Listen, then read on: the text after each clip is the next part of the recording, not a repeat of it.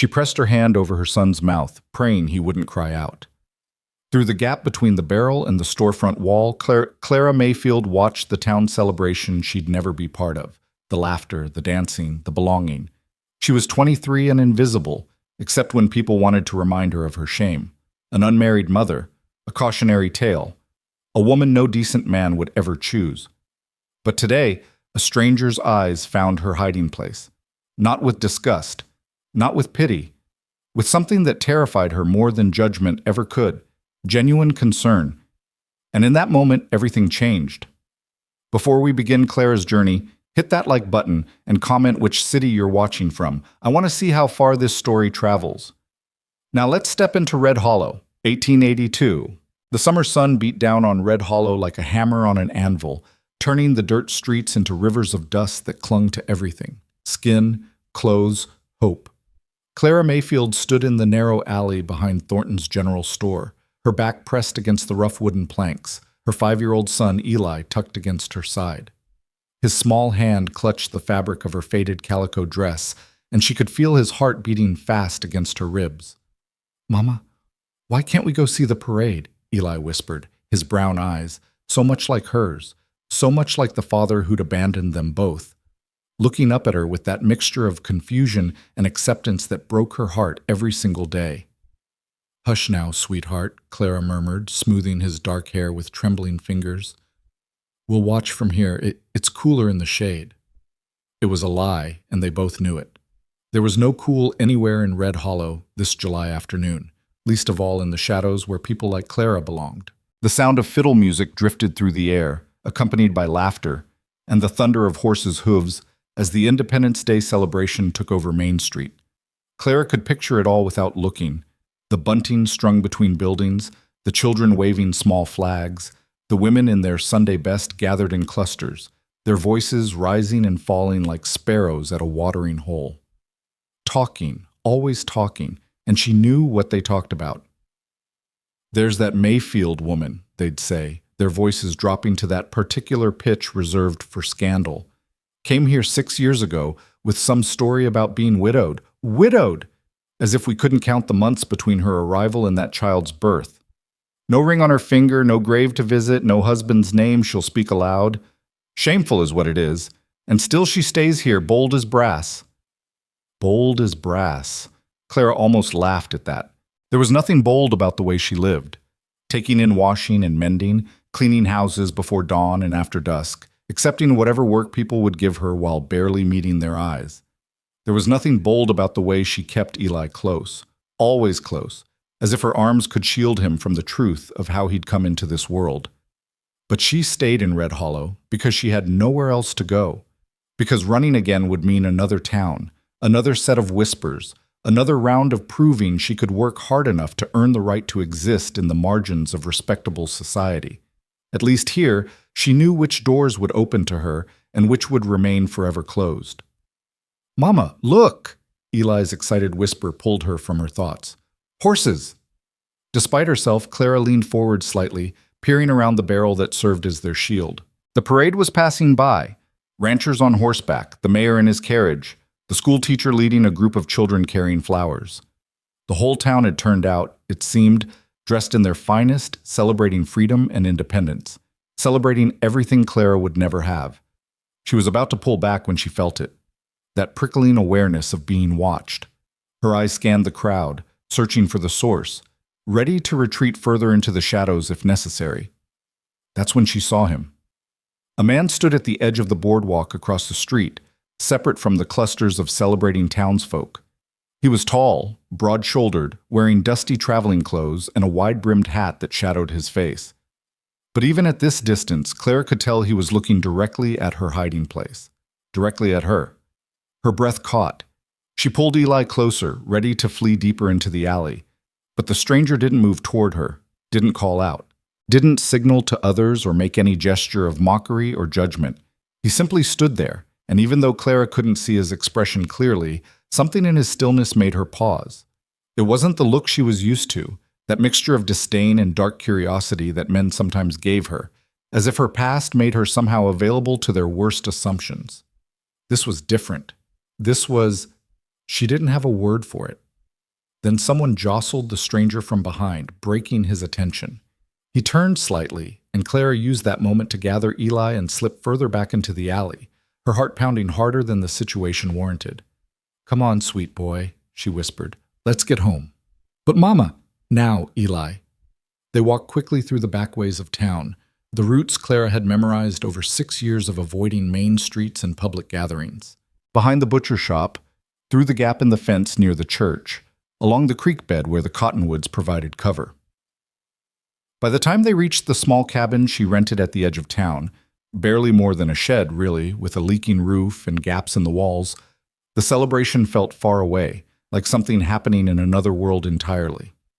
Inside, Clara lit the small stove and began preparing their meager supper, beans and cornbread, the same as most nights. Eli sat at the rough wooden table, drawing pictures in the dirt on the floor with a stick, humming a tune he must have heard from the parade. "Mama, who was that man?" he asked suddenly. Clara's hand stilled over the pot. "What man, honey?" "The one watching us. By the barrel." So Eli had noticed too. Clara forced her voice to remain calm. "Just someone passing through, I expect. Red Hollow gets a lot of travelers this time of year. He had a nice face."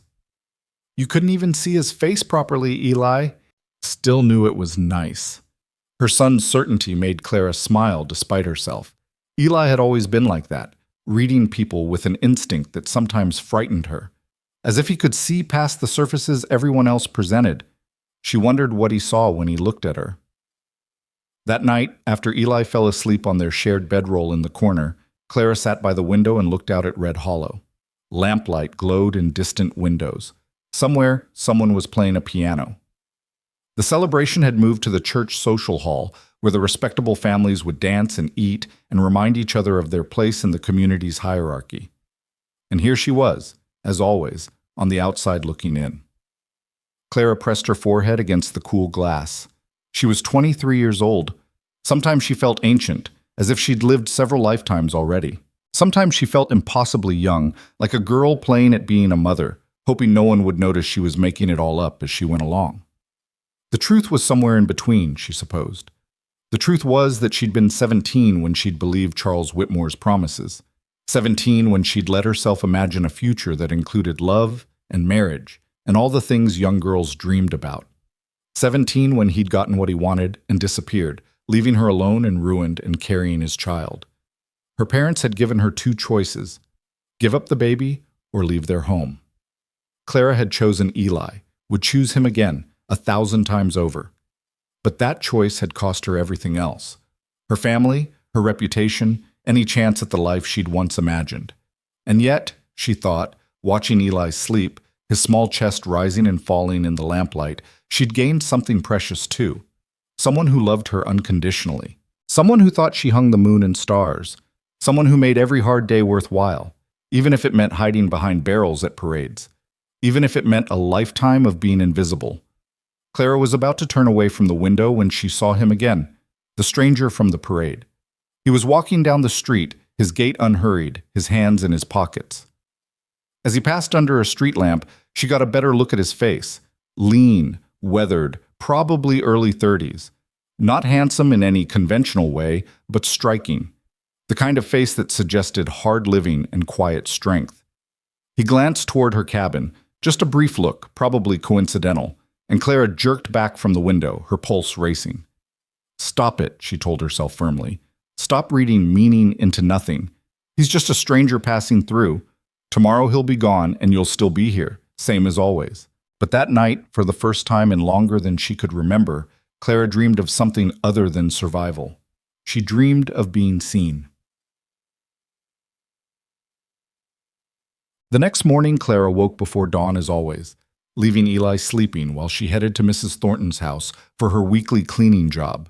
The work was hard, scrubbing floors, beating rugs, polishing silver, but Mrs. Thornton paid promptly and never shorted her hours. It was one of the few reliable jobs Clara had managed to keep. She was on her hands and knees in the parlor, working on a stubborn stain in the carpet, when she heard Mrs. Thornton's voice in the hallway, speaking to someone. "Room's nothing fancy, Mr. Callahan, but it's clean, and the price is fair." My late husband's brother used to stay there when he visited. Rest his soul. Clara's hand stilled on the scrub brush. Mrs. Thornton rented out a room above her carriage house sometimes, to travelers who needed something more permanent than the hotel could offer. I appreciate it, ma'am, a male voice responded, low and measured. I expect I'll be in Red Hollow for a few months at least, working on the Morrison Ranch west of town. This'll suit me fine. Clara knew that voice, knew it from yesterday, from that moment of being watched. She bent lower over the carpet, making herself small, willing herself invisible. Well then, let me show you. Oh, Clara. Mrs. Thornton appeared in the doorway, and Clara had no choice but to look up. Goodness, child, you're working yourself to the bone. Take a moment's rest, why don't you? Clara rose to her feet, keeping her eyes down. But she could feel him there, in the hallway, could sense his presence like heat from a stove. Mr. Callahan, this is Clara Mayfield. She does cleaning and washing for several families in town. Clara, this is Reed Callahan. He'll be staying in the carriage house room. Clara forced herself to look up, to meet his eyes for just a moment. They were gray, she noticed. Storm cloud gray. And they held that same quality from yesterday, that watchful concern that made her want to flee and stay in equal measure. Ma'am? Reed said, touching the brim of his hat in a gesture of respect that seemed genuine. Mr. Callahan, Clara managed, her voice barely above a whisper. An awkward silence stretched between them. Mrs. Thornton, sensing something she couldn't quite name, cleared her throat. Well then, let me show you the room. Clara, dear, there's fresh bread in the kitchen when you're ready for a break. They left, and Clara sank back down to the floor, her hands shaking. It didn't mean anything, she told herself. So he'd be staying in town for a while. So what? Red Hollow was small, but not so small that she couldn't avoid one man, except that she cleaned Mrs. Thornton's house every Monday and Thursday. And the carriage house room had its own entrance, which meant Reed Callahan would be coming and going, visible from the very parlor where she was currently scrubbing floors. Clara attacked the stain with renewed vigor, as if she could scrub away the complication that had just walked into her carefully ordered life. She was wrong about being able to avoid him. Over the next 2 weeks, Clara saw Reed Callahan everywhere. Not because he was following her, she was certain of that, but because Red Hollow was indeed small, and their paths crossed with the inevitability of stars in their orbits. He nodded to her at the general store, where she was buying flour with coins she'd saved for 3 weeks. He held the door for her at the post office, where she was mailing a letter to a woman 2 towns over who sometimes sent sewing work her way. He stepped aside on the boardwalk when she passed with Eli, giving them room even though propriety said she should be the one to yield. Each time he was polite, respectful, brief. He never tried to engage her in conversation beyond a simple greeting, never looked at her with anything other than that quiet acknowledgement that had marked their first encounter. It was driving her mad, because Clara didn't know what to do with kindness that asked for nothing in return. She understood transactions, work for pay, service for coins, labor for survival. She understood judgment and avoidance and the cold shoulder of respectability. But this casual, consistent courtesy from a stranger? This was foreign territory. Mama, that's the man from the parade, Eli said one afternoon as they passed Reed on their way home from the creek, where Clara had been washing clothes. The one with the nice face. Hush, Eli, Clara whispered urgently. But Reed had heard. A small smile touched his mouth, the first time Clara had seen him smile. Got a good eye, son, he said to Eli, then tipped his hat to Clara and continued on his way. Eli tugged at her hand. See, Mama? I told you. That evening, Clara was hanging the last of the washing on the line behind their cabin when she heard footsteps approaching. She turned, ready to grab Eli and retreat inside, but it was just Mrs. Patterson from the neighboring property, a widow who'd always been kinder to Clara than most. Evening, Clara, Mrs. Patterson called out. Got fresh eggs if you need any? My hens are laying faster than I can use them. Oh, I couldn't, Clara started, but Mrs. Patterson waved her off. Nonsense. You know I hate to see food go to waste. Besides, that boy of yours is growing like a weed. He needs proper nourishment. She handed over 6 eggs wrapped in a cloth, and Clara accepted them with genuine gratitude. Thank you, Mrs. Patterson. Truly. The older woman lingered, her eyes shrewd. Been seeing you around town with that new fellow, Reed Callahan. Clara's defenses slammed into place. I haven't been around town with anyone, ma'am. We've merely crossed paths a few times. I know that, child. Don't get your hackles up. Mrs. Patterson patted her arm. I'm just saying he's been asking questions. Clara's blood ran cold. What kind of questions? About work, mostly. About the town, but Mrs. Patterson hesitated. He asked about you, too. What did you tell him? Clara's voice came out sharper than she intended. The truth, that you're a hard worker and a good mother, that you keep to yourself and don't cause trouble. Mrs. Patterson's eyes softened. What did you think I'd say? Clara felt shame wash over her. I'm sorry, I know, honey, I know. Mrs. Patterson squeezed her hand. But maybe not everyone's looking to hurt you. Maybe some folks are just curious or kind. After she left, Clara stood in the gathering dusk, holding the eggs and feeling the weight of words she didn't quite believe. In her experience, curiosity always came with a price. Kindness always had strings attached. She wouldn't let herself hope otherwise. The following Monday, Clara arrived at Mrs. Thornton's house to find the older woman in a state of mild panic. Oh, Clara, thank heavens you're here. I've got the ladies' auxiliary meeting this afternoon, and I'm nowhere near ready. Would you be a dear and take some fresh linens up to Mr. Callahan's room? I promised him clean sheets this morning, but I've been run off my feet. Clara's stomach dropped. Mrs. Thornton, I don't think... Please, dear, just leave them outside his door if you're uncomfortable. He's likely out at the Morrison Ranch anyway. Before Clara could protest further, Mrs. Thornton had pressed a stack of neatly folded linens into her arms and hurried off to deal with some crisis in the kitchen. Clara stood there, holding the sheets, weighing her options. She could refuse, but that might cost her this job. She could wait until she was certain Reed was gone, but that could take hours. Or she could just do the simple task quickly and be done with it. The carriage house was separate from the main building, accessed by an exterior staircase. Clara climbed slowly, listening for any sound of occupation. When she reached the landing, she breathed a sigh of relief. The door was closed, no sounds from within. She set the linens down, turned to leave. The door opened. Reed Callahan stood there in his shirt sleeves, his hair slightly damp as if he'd just washed up. For a moment, they both froze.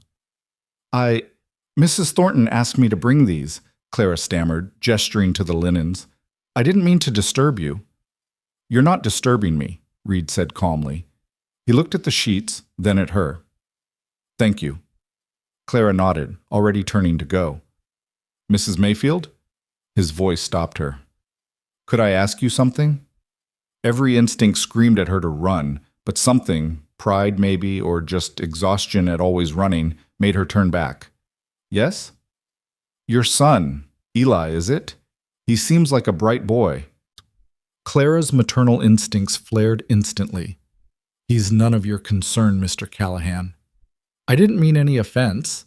Reed held up his hands in a placating gesture. I've seen him around town sometimes, watching the other children play. He never joins in.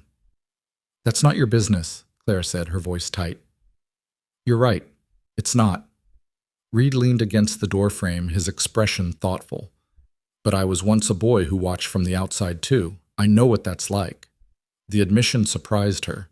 Clara studied his face, looking for mockery or manipulation, but found only honesty. I thought maybe he'd like to learn his letters, Reed continued. I'm no school teacher, but I can read and write well enough, if you were amenable to it. Clara's mind raced. Was this some kind of trick? Some way to get close to her, to take advantage? Why would you want to do that? Reed shrugged. Because it's useful. Because every child deserves a chance to learn. Because, he paused, choosing his words carefully. Because I can. The school won't take him, Clara said, the admission bitter on her tongue. They say they're full, but everyone knows the real reason. I know. Of course he knew. Everyone in Red Hollow knew. Everyone knew that the children of fallen women weren't welcome in respectable places. So what exactly are you offering, Mr. Callahan? Clara asked, her voice hard. And what do you expect in return? Reed met her eyes steadily. I'm offering an hour a few evenings a week to teach your son to read. In return, I expect nothing except that he shows up willing to learn. Nothing. Nothing. Clara wanted to believe him. Wanted it so badly it terrified her. I don't accept charity, Mr. Callahan. It's not charity. It's education. There's a difference. Not to people like me. Reed was quiet for a moment. Then he said, What if you paid me? Clara laughed, a harsh sound. Pay you? With what? I barely have enough to feed and clothe my son. You could do my washing, Reed suggested. Mrs. Thornton offers laundry service, but I'd rather have someone who... He gestured vaguely. Someone who'd appreciate the work. It was clever, Clara realized. A way to make it a transaction, a trade. Her labor for Eli's learning. Not charity, not pity. Just business. She wanted to say yes. But years of hard lessons made her cautious. Why are you really doing this, Mr. Callahan? The truth. Reed considered the question for a long moment. Because I had a mother once who did everything she could to give me chances. And because I've seen enough of this world to know that kindness is rare, so when I can offer it, I do. It wasn't a complete answer, Clara sensed. There were shadows in his eyes that spoke of his own past wounds. But it was honest, and that was more than most people gave her. I'll think about it, she said finally. That's all I ask. Reed picked up the linens. Thank you for bringing these. Clara descended the stairs on shaking legs, her mind a whirlwind of conflicting thoughts. She didn't trust easily, couldn't afford to, but something about Reed Callahan made her want to try. That evening, she asked Eli a question she'd never asked before. Would you like to learn to read, sweet boy? Eli's eyes went wide. Like the other children at school? Not exactly, but yes, reading and writing, letters and words. Could I read the signs in town, the ones that tell what the stores sell? Clara's heart clenched. She hadn't realized he'd noticed those signs, wondered about them. Yes, honey, you could read those. Then yes, I want to learn. His enthusiasm made the decision for her. That night, Clara wrote a short note to Reed Callahan, carefully worded, precise. She would accept his offer on 2 conditions. The lessons would take place in a public location, and she would do his washing and trade, 1 basket per week. She left the note at Mrs. Thornton's the next morning and spent the rest of the day in a state of nervous anticipation. Reed's response came that evening, delivered by a bemused Mrs. Patterson. That young man asked me to bring this to you, she said, handing over a folded piece of paper. Polite fellow. After she left, Clara opened the note with trembling fingers. Mrs. Mayfield, your terms are acceptable. We could meet at the church steps if Reverend Matthews allows it. Weather permitting, of course. Would Tuesday and Thursday evening suit? I'll wait for your confirmation. Respectfully, Reed Callahan. Clara read it 3 times, looking for hidden meanings or implications. Finding none, she wrote a simple response. Tuesday and Thursday evenings will suit. Thank you. It was only after she'd sent her reply that Clara allowed herself to feel the full weight of what she'd agreed to. For the first time in Eli's life, someone outside their small circle was offering to help. Someone was choosing to invest time and effort in her son. Someone was seeing them as worthy. Clara pressed her hand to her mouth, holding back the sob that wanted to escape. She couldn't let herself hope. Hope was dangerous. Hope led to disappointment and heartbreak. But as she tucked Eli into bed that night and told him about the reading lessons, seeing his face light up with pure joy, Clara felt something crack in the armor she'd built around her heart. Maybe, just maybe, Reed Callahan was exactly who he seemed to be, and maybe, just maybe, that was the most dangerous thing of all. The first lesson took place on a warm Tuesday evening, with the sun painting the sky in shades of orange and pink. Clara sat on a bench near the church steps, pretending to mend a shirt while actually watching every moment of the interaction between Reed and Eli. Reed had brought a small slate and chalk, along with a worn primer that looked like it had seen better days. He sat on the steps with Eli beside him, showing him how to form the letter A. See how it's like a little house with a line through the middle? Reed said, his voice patient. Try drawing it. Eli clutched the chalk with fierce concentration, his tongue poking out the corner of his mouth as he carefully traced the letter. When he finished, he looked up at Reed with such hope that Clara's throat tightened. That's good work, Eli, Reed said, and the boy's whole face lit up. Real good. Now let's try B. Clara watched them for an hour, marveling at Reed's patience. He never raised his voice, never showed frustration when Eli struggled. He just kept encouraging, kept teaching, kept believing in her son's ability to learn. When the lesson ended, Eli ran to Clara, his eyes shining. "Mama, I can write A, B, C, D, and E. 5 whole letters."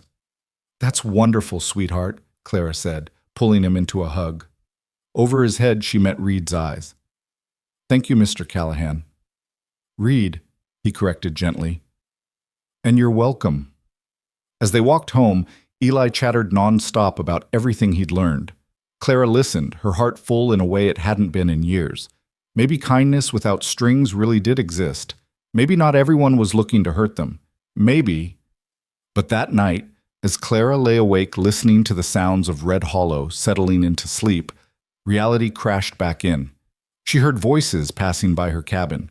Women's voices, sharp with judgment. "Did you see her at the church today, letting that stranger teach her bastard child? Mark my words, she's got her sights set on him, probably thinks she can trap another man. Poor fellow doesn't know what he's getting into. Someone should warn him." Clara closed her eyes, willing the tears not to fall. This was why she didn't hope. This was why she kept her distance. Because people would always see the worst in her, would always assume the worst. And now Reed Callahan would hear those voices too, would realize what people thought of her, would understand the damage to his reputation that came from associating with her. The lessons would end. They always did. Nothing good ever lasted. Clara rolled over, pressing her face into her thin pillow, and let the tears come silently so Eli wouldn't hear. Tomorrow she would be strong again. Tomorrow she would go back to survival mode. Tomorrow she would remember that she was alone in this world, except for her son. But tonight, just for tonight, she let herself grieve for the brief, shining hope that had dared to bloom in her heart. Outside, the wind picked up, rattling the loose boards of her cabin and carrying away the last notes of the piano from town. Somewhere in the darkness, Red Hollow slept, comfortable in its judgments and certain of its righteousness. And Clara Mayfield learned, once again, that she would never be anything more than the cautionary tale mothers told their daughters. The woman no decent man would choose. The woman hiding behind barrels at parades. The woman watching life happen to everyone else. But Clara was wrong about Reed Callahan. Thursday evening came, and she almost didn't bring Eli to the church steps.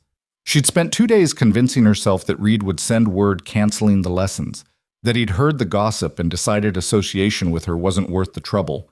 When no message came, she told herself he was simply too polite to cancel outright, that he'd just not show up, and let the silence speak for itself. She was prepared for disappointment. What she wasn't prepared for was Reed sitting on the church steps at exactly the appointed time, the slate and primer beside him, looking as calm and steady as if the whole town wasn't talking about him. "Mama, he's here!"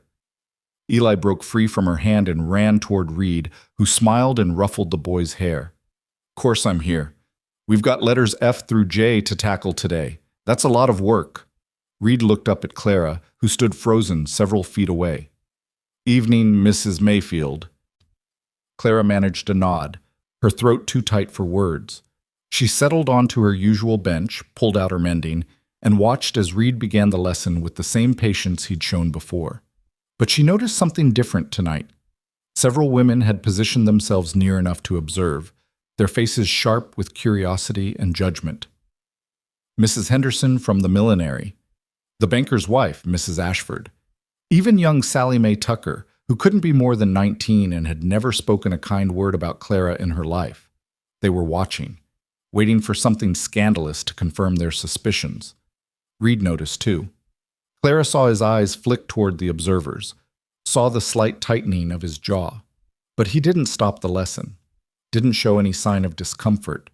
Instead, he raised his voice slightly, making sure every word carried. "That's excellent, Eli. You're a natural at this. Smart as a whip, just like your mama must be to have raised such a fine boy on her own." Clara's hand stilled on her mending. The watching women shifted uncomfortably. "Mr. Reed, what does this word say?" Eli pointed to something in the primer. "Let's sound it out together. What's this first letter?" "F." "Good. And it makes what sound? Eli said, drawing out the sound. Perfect. Now, the next letter, they worked through the word together, family, and when Eli finally got it, Reed's praise was genuine and warm. That's right, family. That's an important word, isn't it? Everyone needs family. The lesson continued for the full hour, and through it all, Reed never once acknowledged the watching women except to nod politely when one of them finally gave up and walked away. By the time the sun was setting, only Mrs. Ashford remained, her expression sour. Same time next Tuesday? Reed asked Eli as they packed up the slate. Yes, sir, Eli beamed.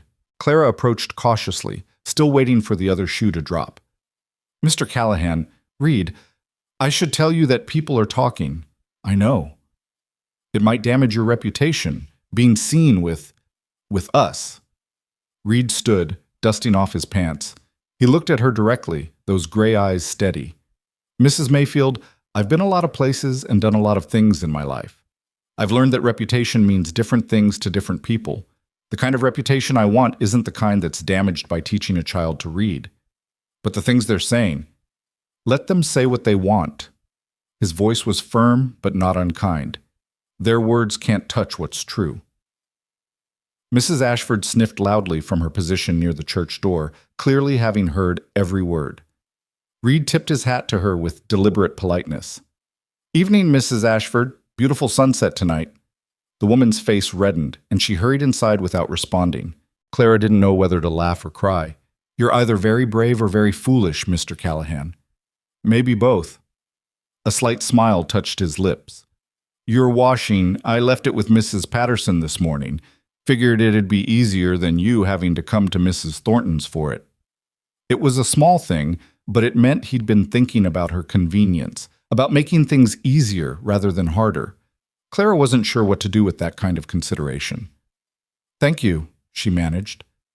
As they walked home through the dimming streets, Eli practicing his letters by tracing them in the air with his finger, Clara felt that dangerous flutter of hope again. And this time, she didn't quite have the strength to crush it down. Over the next 2 weeks, the lessons continued like clockwork.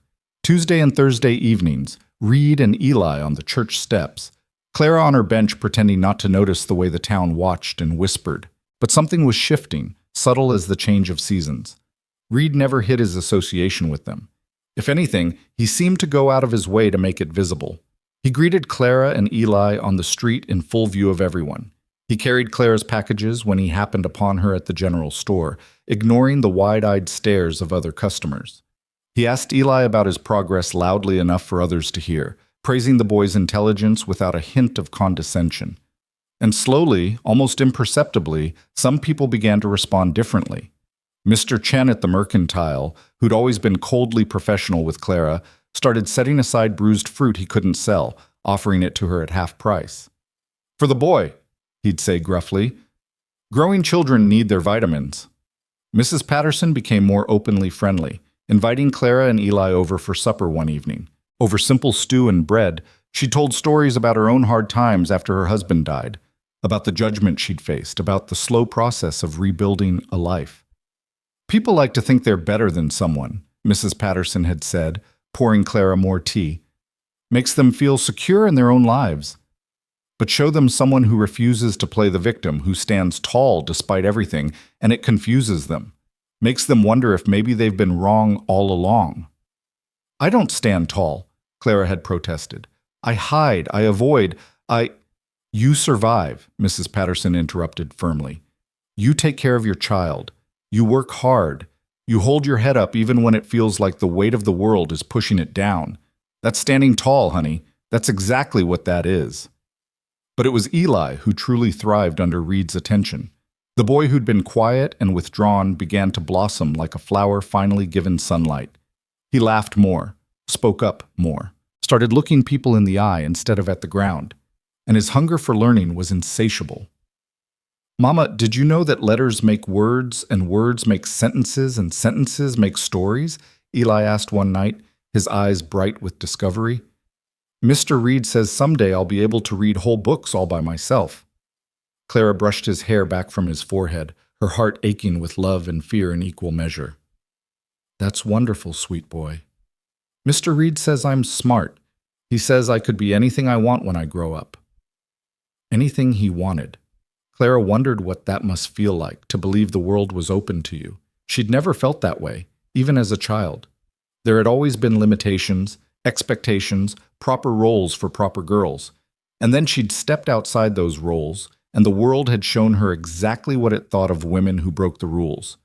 But maybe, just maybe, Eli could have something different, something better.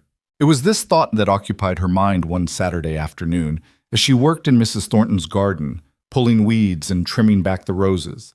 She was so lost in thought that she didn't hear footsteps approaching until a shadow fell across her work. "Mrs. Mayfield!" Clara looked up to find Reed standing there, his hat in his hands. He looked uncertain, which was unusual for him. It made her nervous. "Is something wrong?" she asked, getting to her feet. "Is it Eli? Did something happen?" No, Eli's fine. I just saw him playing with some other children down by the creek." Reed shifted his weight. "Actually, that's what I wanted to talk to you about." Clara's stomach dropped. Here it comes, she thought. He's going to end the lessons. If this is about the talk in town, it's not. Well, not exactly. Reed glanced around, then seemed to come to a decision. "Could we sit for a moment? There's a bench just there." Warily, Clara followed him to a small bench under a cottonwood tree, out of sight of the main house, but still properly public. She sat on the very edge, her back straight, prepared to flee if necessary. Reed sat down, leaving a respectful distance between them. For a long moment, he just looked at his hat, turning it in his hands. "I want to tell you something," he said finally, "about why I offered to teach Eli. The real reason." "You don't owe me explanations, Mr. Callahan." "Reed, and maybe I don't owe them, but I want to give them anyway." He met her eyes. "I told you I had a mother who gave me chances. What I didn't tell you is that she was a lot like you." Clara stiffened. "What do you mean?" "She had me young, wasn't married. My father was a man who made promises he didn't keep." Reed's voice was matter-of-fact, but Clara could hear the old pain underneath. "She worked herself nearly to death trying to provide for me, trying to give me opportunities. And people judged her for it, whispered about her, made our lives harder than they needed to be." "I'm sorry," Clara whispered. "She died when I was 15, worked herself into an early grave." Reed's jaw tightened. "And the people who judged her, who'd made her life hell, they came to her funeral and talked about what a tragedy it was. How sad. How unfortunate. As if they hadn't been part of the reason she had to work so hard in the first place." Clara felt tears prick her eyes. She knew exactly the kind of false sympathy he was describing. The crocodile tears of people who contributed to suffering and then mourned it from a safe distance. "When I see you with Eli," Reed continued, "I see her. I see the same fierce love, the same determination, the same refusal to let shame define you. And I think about all the people who could have helped her, who could have made her life easier but didn't because they cared more about appearances than compassion." He turned to face her fully. "I can't change what happened to my mother. Can't go back and make those people treat her better, but I can help you. I can be the person I wish someone had been for her." Clara's throat was too tight to speak. She'd been so certain that everyone's kindness came with strings, with expectations, with hidden costs. But this was something different. This was a man trying to heal his own wounds by preventing hers from cutting so deep. "She'd be proud of you," Clara managed finally. "Your mother. She'd be proud of the man you became." Reed's smile was sad and sweet at the same time. "I hope so. And Clara, may I call you Clara?" She nodded, not trusting her voice. "Clara, I want you to know that I'm not going anywhere. The lessons will continue as long as Eli wants them. And if people talk, let them talk. I've survived worse than gossip." "You don't understand what you're risking," Clara said urgently. "This town, they'll turn on you. They'll make your life difficult. They'll what? Refuse to invite me to their socials? Not include me in their church committees?" Reed shook his head. "Clara, I'm a ranch hand. I don't need their approval to do my job, and I don't need their acceptance to know who I am." It was such a simple statement, but it hit Clara like a physical blow. She'd spent 6 years trying to earn scraps of acceptance, trying to work hard enough and be quiet enough to deserve the basic dignity of existence. And here was Reed, utterly unconcerned with what others thought, secure in himself in a way she'd never been. "How do you do that?" she asked softly. "How do you not care?" "Oh, I care," Reed said. "I care about doing right by people. I care about being honest and fair. I care about standing up for those who can't stand up for themselves. What I don't care about is the opinion of people whose respect isn't worth having in the first place." Before Clara could respond, they heard voices approaching. She immediately stood, putting distance between herself and Reed, old habits of propriety kicking in automatically. Mrs. Thornton appeared around the corner of the house, accompanied by two other women from the ladies' auxiliary. They stopped short when they saw Clara and Reed near the bench. "Oh," Mrs. Thornton said, her expression unreadable. "Mr. Callahan, Clara, I didn't realize you two were talking." The way she said talking made it sound like something illicit. "Just discussing the lessons," Reed said easily, standing and putting his hat back on. "Eli's making remarkable progress. You should be proud, Mrs. Thornton, letting us use the church steps. Education is a worthy cause." It was smoothly done, Clara had to admit. He'd reframed the situation from something suspicious to something philanthropic, and put Mrs. Thornton in a position where disagreeing would make her seem opposed to education. "Well, yes, of course," Mrs. Thornton said, flustered. "The church is for community benefit, after all." "That's what I've always admired about Red Hollow," Reed continued. "The way people here help each other. Take Clara here. Works harder than anyone I know and never complains. That's the kind of character this town should celebrate." The other two women exchanged glances. One of them, Mrs. Williams, cleared her throat. "Mr. Callahan, you're new here. You might not understand the full situation." "I understand perfectly, ma'am," Reed said, his voice still polite, but with an edge of steel underneath. "I understand that Clara Mayfield has been raising a fine boy on her own under difficult circumstances. I understand that she works multiple jobs to keep a roof over their heads and food on their table. I understand that Eli is one of the brightest children I've ever had the privilege to teach. What more is there to understand?" Mrs. Williams' face reddened. "Well, there are circumstances of birth to consider." "Circumstances of birth," Reed repeated slowly. "You mean the fact that Eli exists? That seems like something to celebrate, not condemn. The world needs more good people, and that boy is going to be one of them." Clara wanted to sink into the ground. This was exactly what she'd feared, Reed making himself a target by defending her. But she also felt a fierce surge of something she hadn't felt in years: pride. Someone was standing up for her. Someone was refusing to let her be diminished. Mrs. Thornton, sensing the tension, tried to smooth things over. "Well, I'm sure we all want what's best for the children. Now, if you'll excuse us, we have auxiliary business to discuss." She ushered the other women away, but not before Mrs. Williams shot Clara a look that promised this conversation wasn't over. Once they were alone again, Clara turned to Reed, torn between gratitude and fear. "You shouldn't have done that." "Done what? Told the truth?" "Made enemies for my sake. These women, they have power in this town. They can make things very difficult for you." Reed shrugged.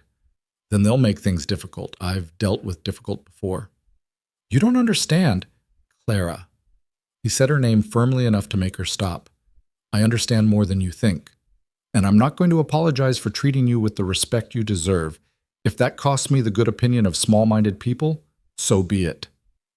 Clara stared at him. This man who'd walked into her life barely a month ago and turned it upside down. This man who saw her not as a cautionary tale or a scandal, but as a person worthy of dignity. "Why?" she whispered. "Why do you care so much?" Reed was quiet for a moment, his gray eyes searching hers. "Because someone should have cared about my mother. Because I know what it's like to be judged for things beyond your control. Because—" He hesitated, then continued more softly. "Because when I look at you, I see someone who's been fighting alone for too long. And I think maybe it's time you had someone in your corner." The words hit Clara like a wave, washing over defenses she'd maintained for 6 years. She felt herself trembling, felt the careful control she always maintained starting to crack. "I don't know how to do this," she admitted, her voice breaking. "I don't know how to let someone help me. I don't know how to trust that it won't all fall apart." "Then we'll figure it out together," Reed said simply. "One day at a time, one lesson at a time. No expectations, no strings. Just kindness." "Is that so hard to accept?" "Yes," Clara wanted to say. "Yes, it's impossibly hard because kindness has always come with a price, because people have always wanted something in return, because trust is a luxury I can't afford." But looking at Reed's honest face, at the steady compassion in his eyes, Clara felt something shift inside her. Maybe not everyone was like Charles Whitmore. Maybe not everyone would hurt her. Maybe some people really did offer kindness simply because they could. "One day at a time," she repeated softly, testing the words. "One day at a time," Reed confirmed. They stood there for a moment longer, the afternoon sun filtering through the cottonwood leaves, the sounds of Red Hollow going about its business all around them. And for the first time since she'd arrived in this town, Clara felt like maybe, just maybe, she wasn't facing it all alone. The feeling terrified her almost as much as it gave her hope. That evening, as Clara prepared supper, Eli burst through the door with more energy than she'd seen from him in weeks. "Mama, Mama, the most amazing thing happened!" "What is it, sweet boy?" Clara asked, stirring the pot of beans. "I was playing by the creek like usual, just watching the other kids, and this boy, Tommy Henderson, you know him? He came over and asked if I wanted to play catch with them." Clara's hand stilled on the spoon. Tommy Henderson was the son of the millinery owner, one of the children who'd always excluded Eli from their games. "And did you?" she asked carefully. "Yes, and Mama, I caught the ball 3 times. Tommy said I was good at it." Eli's face was glowing. "And then Sarah Miller asked if I wanted to help build a fort, and we all worked on it together, and they said I could come play again tomorrow if I wanted." Clara felt her eyes fill with tears. For 5 years, Eli had watched other children play from a distance, never invited, never included. And now, suddenly, that was changing. "That's wonderful, honey," she managed. "Do you think it's because of the reading lessons?" Eli asked. "Maybe they think I'm smarter now that Mr. Reed is teaching me." More likely, Clara thought, it was because Reed had publicly claimed them as worthy of his time and attention. Children took their cues from adults, and if a respected man like Reed Callahan thought Eli was worth teaching, then maybe the boy wasn't so different after all. It was a small shift, fragile as spring ice, but it was something. After Eli fell asleep that night, Clara sat by the window and thought about all the ways her life was changing. The small kindnesses from Mr. Chen, Mrs. Patterson's friendship, Eli's reading progress, and through it all, steady as a heartbeat, Reed Callahan's presence. She thought about what he'd told her about his mother, about his reasons for helping them. It made sense now, the way he treated Eli with such patient attention, the way he refused to let Clara's past define her present. But it also scared her, because Clara could feel herself starting to depend on that steadiness, could feel herself beginning to believe that maybe things could be different, and dependence was dangerous. Belief was dangerous. Everything could still fall apart. The thought had barely formed when Clara heard shouting from somewhere in town. She tensed, listening.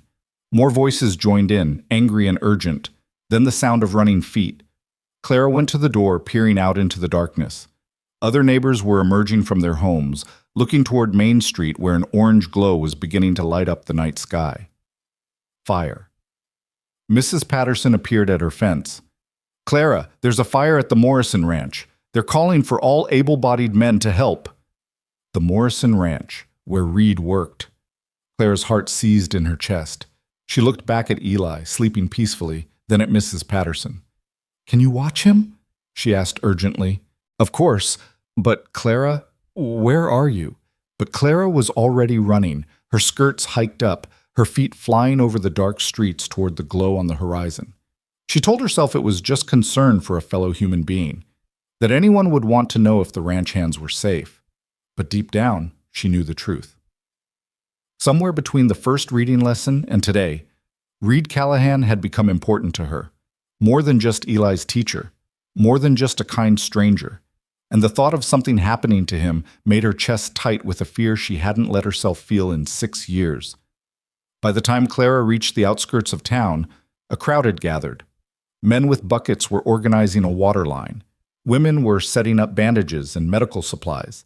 And in the distance, the Morrison Ranch barn blazed against the night sky like a bonfire. Clara searched the crowd frantically, looking for Reed's tall form. She pushed through clusters of people, ignoring the surprised looks and whispered comments about her presence. "Have you seen Reed Callahan?"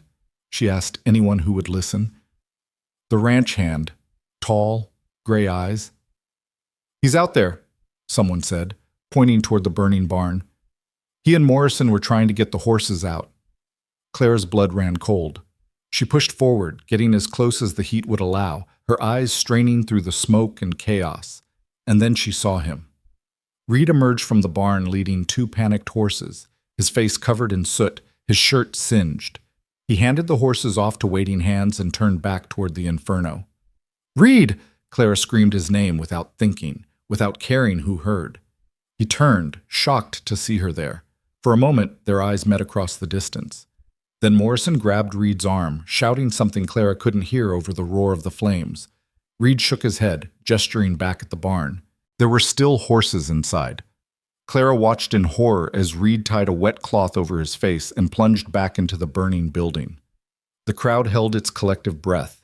Seconds felt like hours. When Reed emerged again, leading 3 more horses and coughing violently, Clara felt something inside her break wide open. All the careful walls she'd built, all the protection she'd wrapped around her heart, all the defenses that had kept her safe and alone, they crumbled like ash. She cared about this man, cared in a way that went beyond gratitude, beyond friendship, beyond anything she could safely contain. And caring, Clara had learned long ago, was the most dangerous thing of all. The fire burned for 3 more hours before the last flames were finally extinguished. By then, the barn was a total loss, reduced to smoking timbers and ash. But all the horses had been saved, and miraculously, no one had been seriously injured. Clara stood at the edge of the dispersing crowd, her heart still hammering in her chest, watching as Reed accepted a blanket from Mrs. Morrison and a cup of water from one of the other ranch hands. His face was black with soot, his clothes ruined, but he was alive. He was whole. She should leave, should slip away before anyone noticed her, before questions were asked about why she'd run all the way out here in the middle of the night. But her feet wouldn't move. She stood rooted to the spot, unable to look away from Reed's tall form. And then, as if sensing her presence, Reed turned and looked directly at her. The crowd seemed to fall away. The noise and chaos faded. For a heartbeat, there was only the 2 of them, connected by something Clara couldn't name and didn't dare examine too closely. Reed handed the blanket to someone and started walking toward her, his gait steady despite obvious exhaustion. Clara's breath caught as he approached, close enough now that she could see the concern in his gray eyes, despite the soot streaking his face. "Clara," he said, his voice rough from smoke. "What are you doing here?" "I heard about the fire.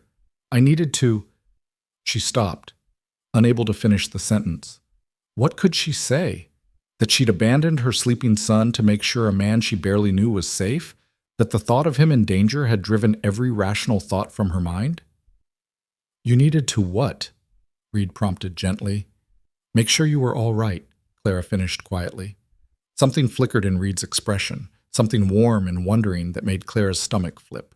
But before either of them could say more, a sharp voice cut through the moment. "Well, isn't this touching?"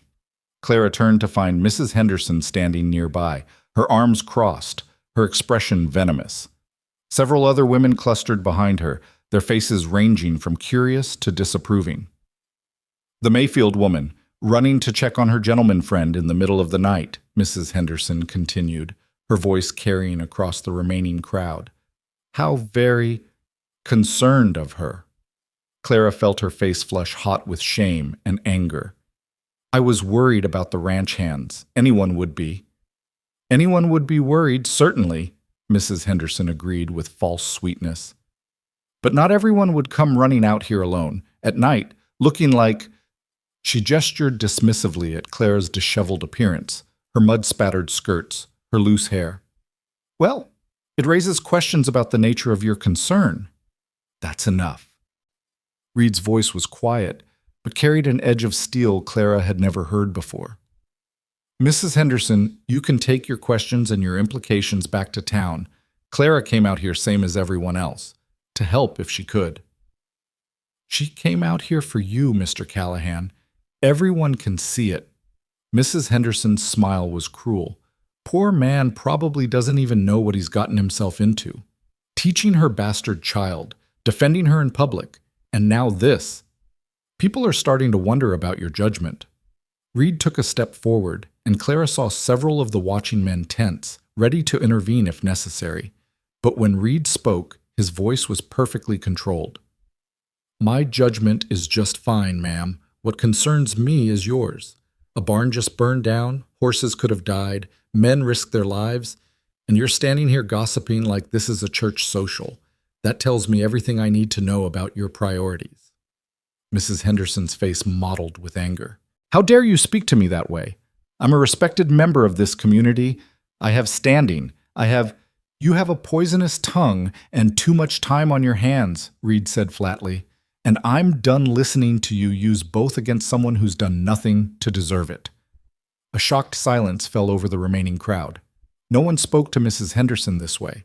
Her husband owned the millinery and sat on the town council. She wielded considerable social power in Red Hollow, but Reed didn't seem to care. Clara, he said, turning his back on Mrs. Henderson entirely, let me walk you home. It's late. I can manage on my own, Clara said automatically, even as every part of her wanted to accept his offer. I know you can, but I'd like the company if you don't mind. It was perfectly phrased, framing it as his need rather than hers, giving her a way to accept without appearing to need rescuing. Clara found herself nodding before she could think better of it. They walked away from the smoking ruins of the barn, leaving behind the clusters of whispering townsfolk. Clara could feel their eyes boring into her back, could imagine the conversations that would take place tomorrow. But for once, she couldn't bring herself to care as much as she should. Reed had almost died tonight. That reality overshadowed everything else. They walked in silence for a while, following the dark road back toward town. The night air was cool against Clara's flushed cheeks, carrying the acrid smell of smoke and burnt wood. You shouldn't have done that, Clara said finally. Stood up to Mrs. Henderson like that. She'll make you pay for it. Let her try. Reed's voice was calm. I faced down worse than a spiteful woman with social aspirations. You don't understand how this town works. The Hendersons have influence. They can what, Clara? Reed stopped walking and turned to face her. Fire me. Morrison values a man who'll run into a burning barn to save his horses over a man who kowtows to the town gossips. Exclude me from social events? I don't want to attend them anyway. Spread rumors? They're already doing that. But your reputation? My reputation is my own business, and I'll stake it on whatever I damn well please. The vehemence in his voice surprised Clara, including defending a woman who deserves better than the treatment this town gives her. Clara stared at him, this soot-stained man who'd nearly died tonight and was now standing in the middle of a dark road arguing about her honor. It was absurd. It was terrifying. It was the most romantic thing anyone had ever done for her. The thought shocked her so much she actually stepped back. What is it? Reed asked, concerned. Did I say something wrong? No, Clara wrapped her arms around herself. I don't understand you, Reed Callahan. I don't understand why you care so much about this. About me? Reed was quiet for a long moment, his expression unreadable in the darkness. When he spoke, his voice was softer. Do you want to know what I saw that first day? At the parade? Clara nodded, not trusting her voice. I saw a woman who was beautiful and sad, hiding in the shadows with her son, protecting him. And I saw the way she looked at the celebration, not with envy exactly, but with this longing, like she was watching a life she'd never be allowed to have. Reed took a careful step closer. And I thought, that's wrong. That's fundamentally wrong that someone should have to hide like that. I made my choices, Clara whispered. I knew the consequences. Did you? Or were the consequences decided for you by people who'd made their own mistakes but had the money and position to hide them better? Reed shook his head. Clara, you were 17. You were lied to by a man who should have known better. And instead of that man facing consequences, you've paid the price for 6 years. Where's the justice in that? There is no justice, there's just what is. Then maybe it's time for what is to change. Clara laughed, a bitter sound. Change? In Red Hollow? Reed, these people have known me for 6 years and still treat me like a leper. What makes you think anything's going to change now?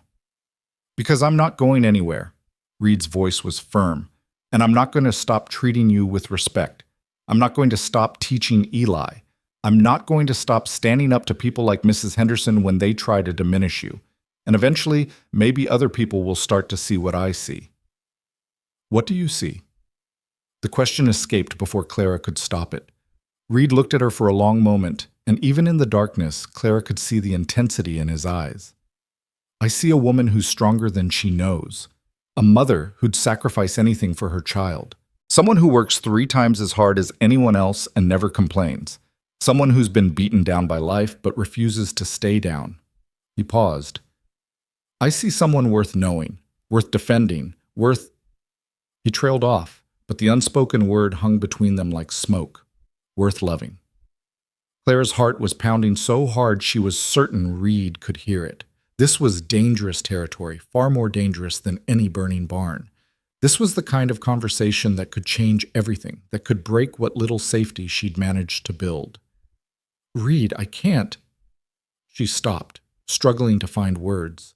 I can't be what you might want me to be. I'm damaged. I'm ruined. I come with complications and a past and a child who isn't yours. Any association with me will only bring you trouble. You're not damaged, Reed said firmly. You're not ruined. Those are words other people use to control you, to make you feel less than. But they're not true, Clara. They were never true. How can you say that? Everyone knows what I am. They know your circumstances. They don't know you. There's a difference. Reed took another step closer, and Clara's breath caught. These past weeks, teaching Eli, talking with you, seeing how you navigate this world, I've gotten to know you. The real you, not the story people tell. And everything I've learned makes me think you're one of the finest people I've ever met. Tears sprang to Clara's eyes. No one had ever said anything like that to her. Not her parents, who'd cast her out. Not Charles, who'd used pretty words to manipulate her. Not anyone in Red Hollow who saw only her shame. You barely know me, she whispered. I know enough. I know you love your son more than your own comfort. I know you work yourself to exhaustion to provide for him. I know you're teaching him to be kind even though the world hasn't been kind to you. I know you hold your head high even when people try to make you bow it. Reed's voice softened. That's enough for me. Clara felt something crack inside her chest, like ice breaking apart in spring. All the fear, all the shame, all the years of holding herself rigid and alone, it all came flooding out in a rush of tears she couldn't control. She pressed her hands to her face, trying to hold it together, but it was too late. The dam had broken. And then Reed's arms were around her, pulling her gently against his chest, and Clara found herself sobbing into his soot-stained shirt while he held her and murmured soft, wordless sounds of comfort. I'm sorry, she gasped between sobs. I'm so sorry. I don't know why I'm... Shh. You don't have to apologize. You don't have to be strong every second of every day. Reed's hand moved in slow circles on her back. It's all right to let it out. So Clara did. She cried for the girl she'd been at 17, so full of hope and dreams. She cried for the years of loneliness and struggle. She cried for all the time she'd had to be brave when she was terrified, strong when she was breaking. She cried for Eli, growing up with a mother who was too afraid to let anyone close. She cried for herself, standing here in the arms of a man who seemed to see her as something other than a mistake. And through it all, Reed just held her, steady and warm and utterly patient. When the storm finally passed and Clara pulled back, embarrassed by her outburst, Reed handed her a relatively clean handkerchief from his pocket. I've gotten you all wet, Clara said, dabbing at her eyes. I was already covered in soot and sweat. A few tears won't hurt anything. Reed smiled gently. Feel better? Surprisingly, she did. Clara felt lighter somehow, as if crying had released some of the weight she'd been carrying for so long. Yes, she admitted. Thank you. For what? For not running away. For not treating me like I'm broken. For just, Clara gestured helplessly, for being here. There's nowhere else I'd rather be. The simple honesty in his voice made Clara's heart ache. She looked up at him, this man who'd walked into her life and refused to walk away no matter how many reasons she gave him to do so. Reed, what are we doing? She asked softly. I don't know, he admitted, but I know I don't want to stop. They stood there in the darkness, the ruins of the Morrison barn still smoldering in the distance, the town of Red Hollow sleeping ahead of them, and Clara felt something shift in her chest. A kind of surrender, but not the hopeless kind she'd experienced at 17. This was different. This was choosing to trust, even though trust was terrifying. Neither do I, she whispered. Reed's expression transformed, relief and joy mixing with something deeper. Clara, but I'm scared, she interrupted, needing him to understand. I'm so scared, Reed, of what this could mean, of what could go wrong, of what people will say and do, of how much it would hurt if… She couldn't finish the sentence. If I leave, Reed finished gently. Clara, I can't promise nothing will go wrong. Life doesn't work that way. But I can promise I won't leave just because things get hard.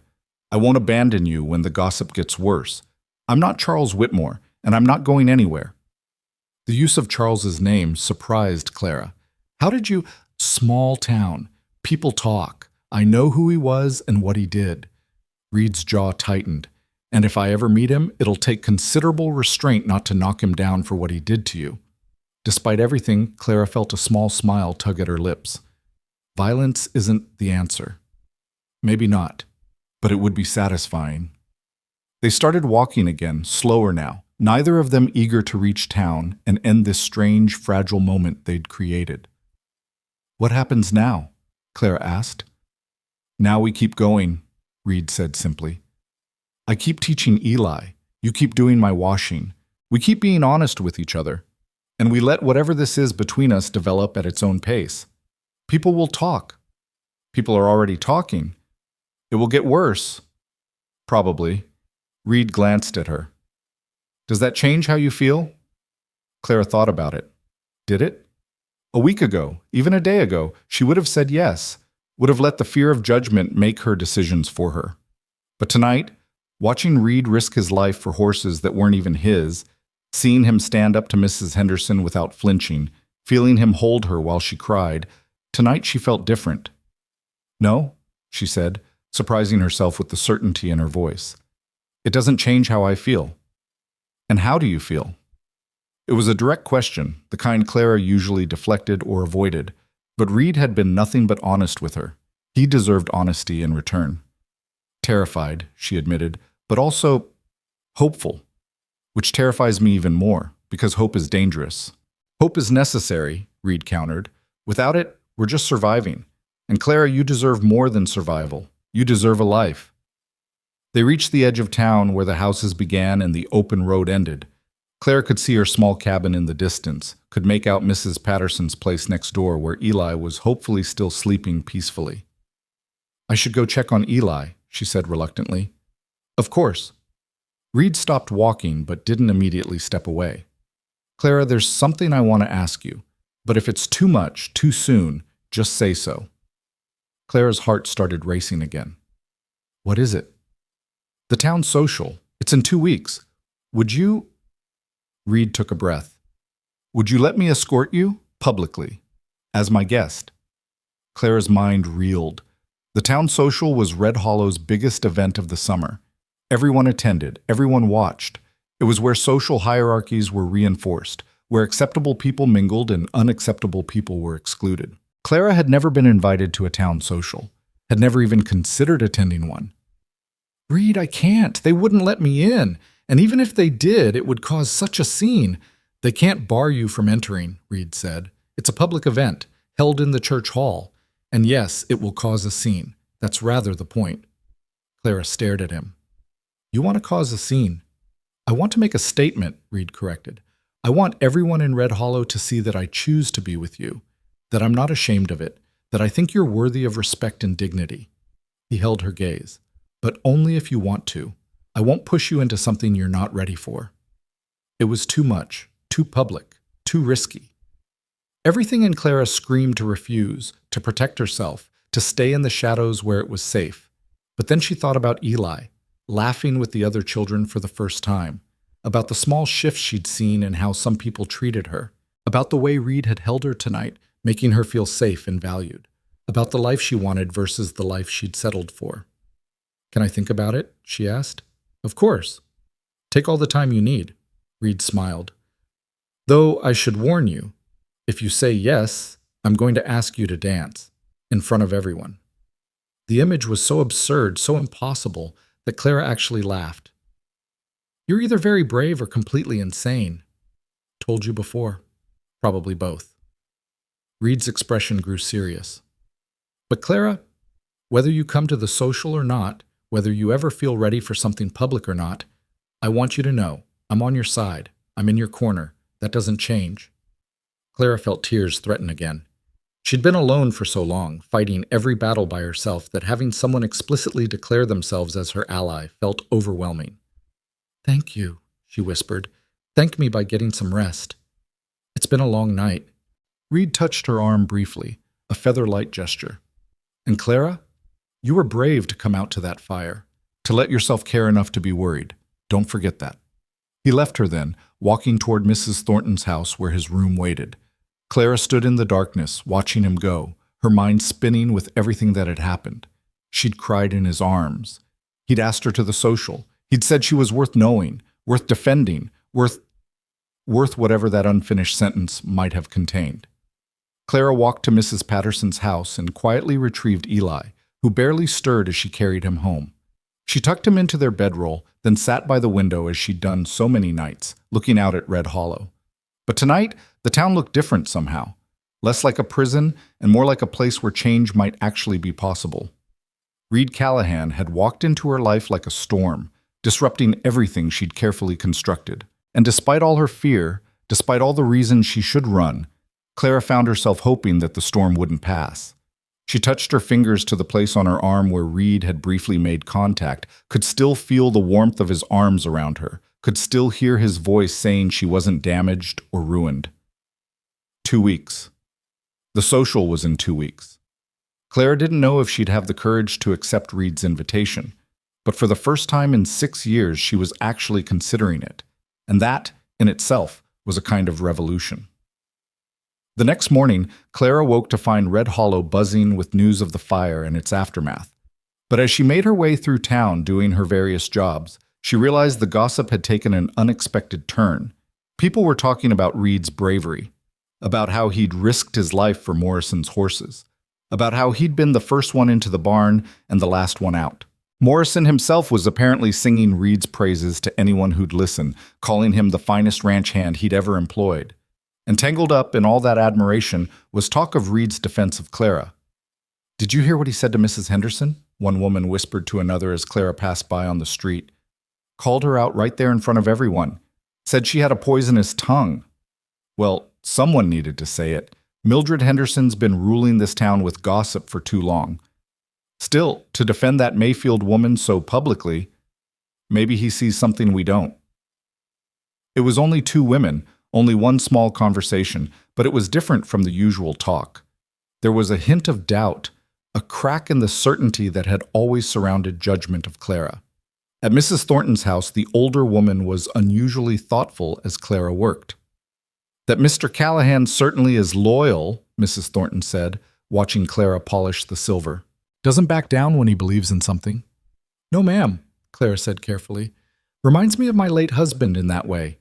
He once stood up to the whole town council over a matter of principle. Cost him business for a while, but he never regretted it." Mrs. Thornton paused.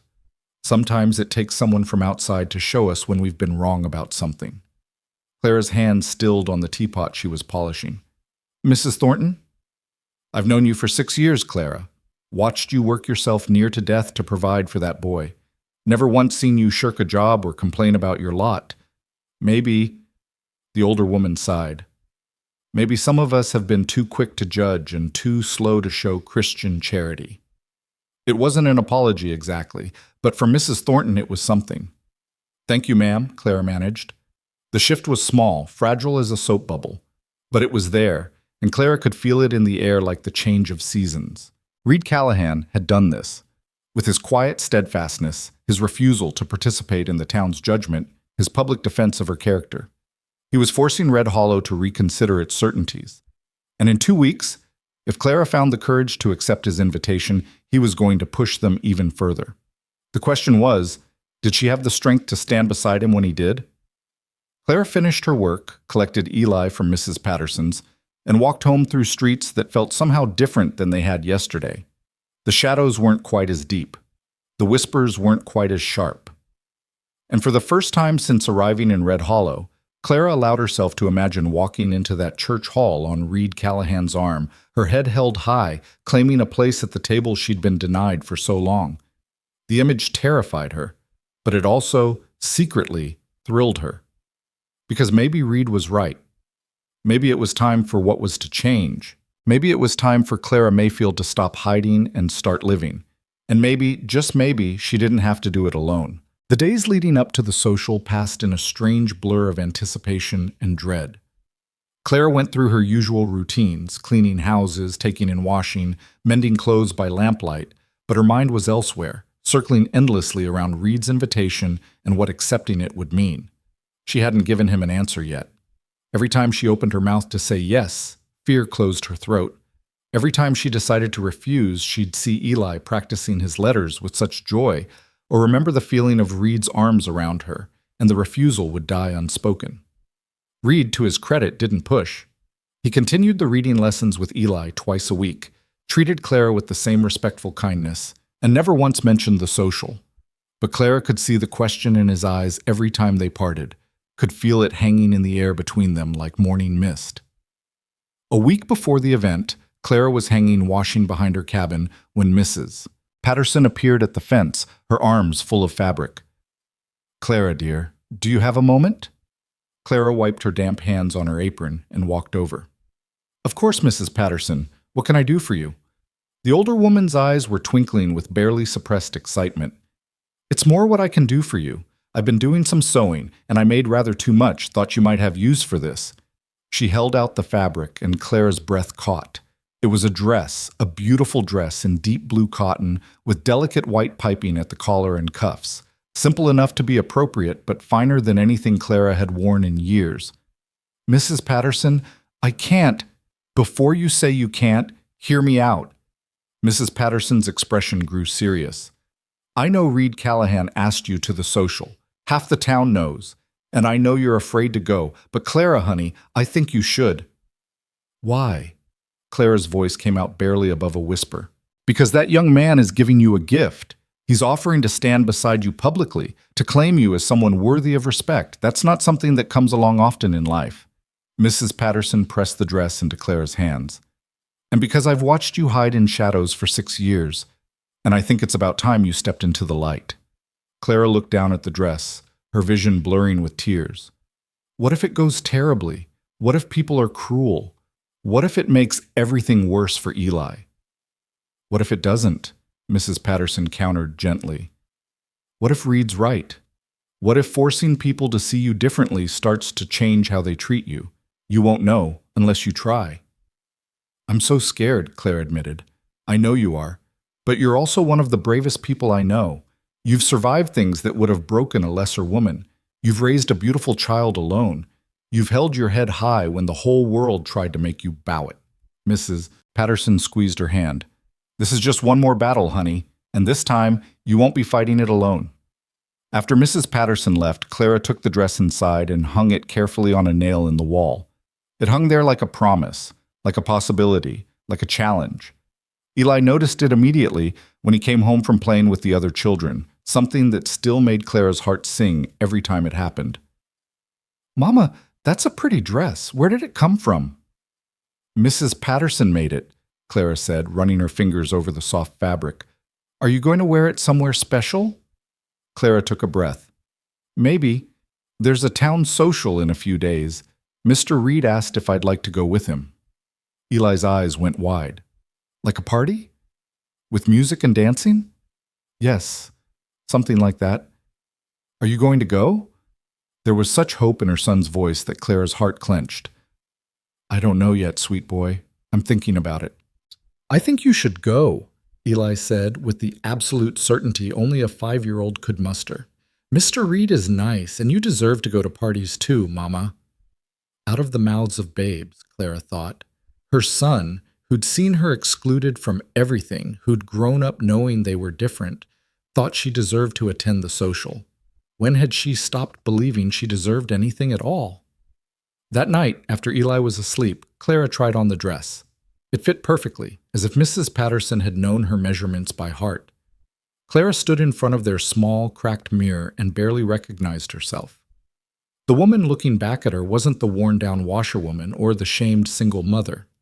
She was just Clara, young still, at 23, with clear brown eyes and dark hair that fell in waves when she let it down from its usual severe bun. She was pretty, she realized with some surprise. Not beautiful like the fancy ladies in their imported gowns, but pretty in a quiet, natural way. When had she stopped seeing herself as anything other than a mistake? Clara touched her reflection in the mirror, tracing the face of the girl she'd once been, the one who'd believed in love and happy endings before life taught her otherwise. That girl was still in there somewhere, buried under layers of shame and survival. Maybe it was time to let her breathe again. The next morning, Clara found Reed at Mrs. Thornton's repairing a fence in the back garden. Her heart hammered as she approached. The words she'd rehearsed all night suddenly tangled on her tongue. Reed? He looked up, surprise and pleasure crossing his face. Clara, is everything all right? Is Eli? Eli's fine. He's with Mrs. Patterson. Clara twisted her hands in her apron. I wanted to talk to you about the social. Reed set down his hammer carefully, giving her his full attention. All right, I've been thinking about your invitation, about what it would mean, about everything. Clara forced herself to meet his eyes. And I've decided, if the offer still stands, I'd like to accept. Reed's face transformed, joy lighting his features like sunrise. Are you sure? I don't want you to feel pressured. I'm terrified, Clara interrupted honestly. I'm terrified it will be awful. I'm terrified people will be cruel. I'm terrified I'll embarrass you or make things worse for myself. She took a shaky breath. But I'm also tired of being scared, tired of hiding, tired of letting other people's judgment dictate my life. So yes, I'm sure. If you still want to escort me, I'll go. Reed closed the distance between them in 2 strides. For a moment, Clara thought he might embrace her, but he stopped himself, respecting the public setting. Instead, he took her hand gently, his calloused fingers warm against hers. I would be honored, he said, his voice rough with emotion. Truly honored, Clara. I have a dress, Clara found herself saying. Mrs. Patterson made it for me. It's blue. I'm sure you'll look beautiful. Reed smiled. Though you look beautiful now, covered in soap suds and worry. Clara felt heat rise to her cheeks. No one had called her beautiful in 6 years. You're just being kind. I'm being honest. There's a difference. Reed squeezed her hand gently before releasing it. The social starts at 7. I'll come by your cabin at 6:30 to walk you there? That would be... Yes. Thank you. They stood there for a moment, grinning at each other like conspirators planning a revolution, which, in a way, they were. Word of Clara's acceptance spread through Red Hollow faster than wildfire. By afternoon, everyone seemed to know that Reed Callahan was publicly escorting the Mayfield woman to the social. The reactions ranged from scandalized to intrigued to, surprisingly, approving. About time someone stood up to the gossips, Clara heard Mr. Chen mutter to a customer at the general store. But there was plenty of opposition, too. Mrs. Henderson was apparently beside herself, declaring she might not attend the social if that woman was going to be there. Several other ladies had apparently agreed with her, though Clara suspected their resolve would crumble when curiosity got the better of them. The day before the social, Clara was cleaning the schoolhouse, a job she'd recently acquired after the previous cleaner quit, when she heard the door open. She looked up to find Miss Sarah Winters, the schoolteacher, standing in the doorway. Clara's first instinct was to flee. Miss Winters was the one who'd refused to admit Eli to school, who'd given Clara that pitying but firm explanation about standards and appropriateness. "Mrs. Mayfield," Miss Winters said, her voice carefully neutral, "may I speak with you for a moment?" Clara straightened, her shoulders tensing for whatever blow was coming. "Of course, Miss Winters." The teacher stepped inside, closing the door behind her. She was young, perhaps 25, with kind eyes and a practical manner. She'd always been polite to Clara, but distant, maintaining the professional boundaries expected of someone in her position. "I wanted to tell you something," Miss Winters began, then seemed to struggle with how to continue. "I've been thinking about Eli, about my decision not to admit him to the school." Clara's heart started to pound. "I understand your position, Miss Winters. You have standards to maintain." "Do I?" The teacher laughed bitterly. "Or do I have prejudices to uphold? There's a difference, Mrs. Mayfield, and I'm beginning to realize I've been on the wrong side of it." Clara stared at her, hardly daring to believe what she was hearing. "I've been watching your son around town," Miss Winters continued, "watching him learn his letters with Mr. Callahan, watching him play with the other children, and I've realized something. He's a bright, sweet, well-mannered child who deserves an education just as much as any other student in my classroom." She met Clara's eyes directly. "His circumstances of birth have nothing to do with his character or potential." "Then why—" Clara's voice broke. "Why did you refuse him?" "Because I was a coward," Miss Winters said simply. "Because I was afraid of what the school board would say, what parents would think, what it might cost me professionally.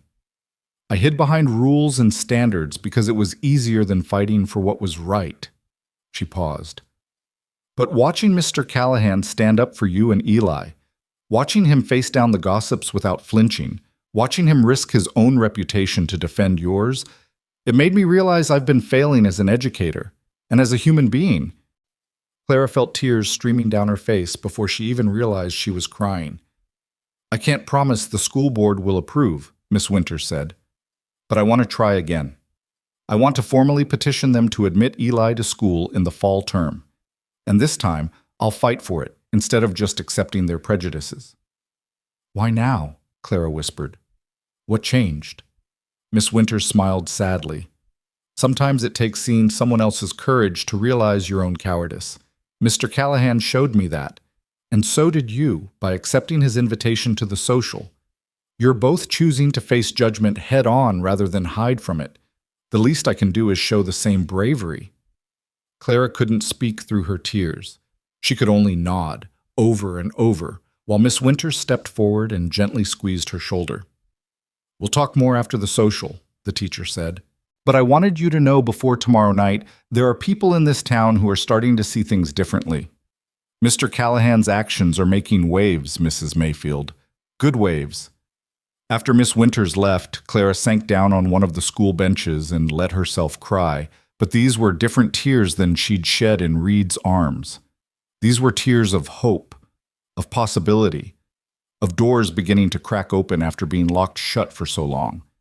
Eli might go to school, might learn alongside other children, might have the chances she'd thought were forever denied to him. All because Reed Callahan had decided she was worth defending. That evening, Clara told Eli about Miss Winters' visit. His reaction was immediate and pure. "I could go to real school? With books and slates and everything?" "Maybe, sweetheart. Nothing's certain yet. But Miss Winters is going to try to get you admitted." Eli threw his arms around Clara's neck. "This is the best thing that's ever happened. Can I tell Mr. Reed at our next lesson?" "You can tell him tomorrow night when he comes to take me to the social," Clara said. "But Eli, I need you to understand something. Even if Miss Winters tries, the school board might say no. Some things take time to change." "But they might say yes, too," Eli pointed out with irrefutable logic. "And that's better than before, when there was no chance at all." Out of the mouths of babes again. Her son understood something Clara was still struggling to grasp. That possibility, even uncertain possibility, was better than the certainty of closed doors. The night of the social arrived far too quickly and not quickly enough. Clara spent the afternoon in a state of nervous energy, cleaning the already clean cabin, checking and rechecking the blue dress, trying and failing to eat lunch. Mrs. Patterson came by at 5 to help her get ready, bringing pins for her hair and a small bottle of rose water. "My mother gave this to me on my wedding day," Mrs. Patterson said, dabbing a bit on Clara's wrists. "Seems fitting you should wear it tonight." "This isn't a wedding," Clara protested, but her voice was soft. "No, but it's a beginning, and beginnings deserve ceremony." Mrs. Patterson began working on Clara's hair, pinning it up in a style more elegant than Clara's usual severe bun. "You know people are going to stare tonight." "I know. And some of them are going to say unkind things." "I know that too. But some of them," Mrs. Patterson continued, meeting Clara's eyes in the mirror, "are going to see you differently, are going to start questioning their own assumptions. Change doesn't happen all at once, honey. It happens in moments like this, when someone brave enough stands up and says, 'I deserve respect.' You ready to be that someone?" Clara looked at her reflection, hair elegantly styled, face clean and hopeful, wearing a dress that actually fit and flattered. She looked like a woman going to a social with a gentleman caller. She looked normal, respectable even. She looked like she belonged. "I'm ready," Clara said, and realized she meant it. When Reed knocked on the door at 6:30, Clara's heart nearly leaped out of her chest. She opened it to find him standing there in clean clothes, his hair neatly combed, his boots polished. He looked handsome and solid and real, and the expression on his face when he saw her made Clara's breath catch. "Clara," he said softly. "You look—" "The dress is from Mrs. Patterson," Clara said quickly, suddenly self-conscious. "The dress is lovely, but I was going to say you look radiant." Reed offered his arm. "Ready?" Clara glanced back at Eli, who was bouncing excitedly by the table. Mrs. Patterson had agreed to watch him for the evening.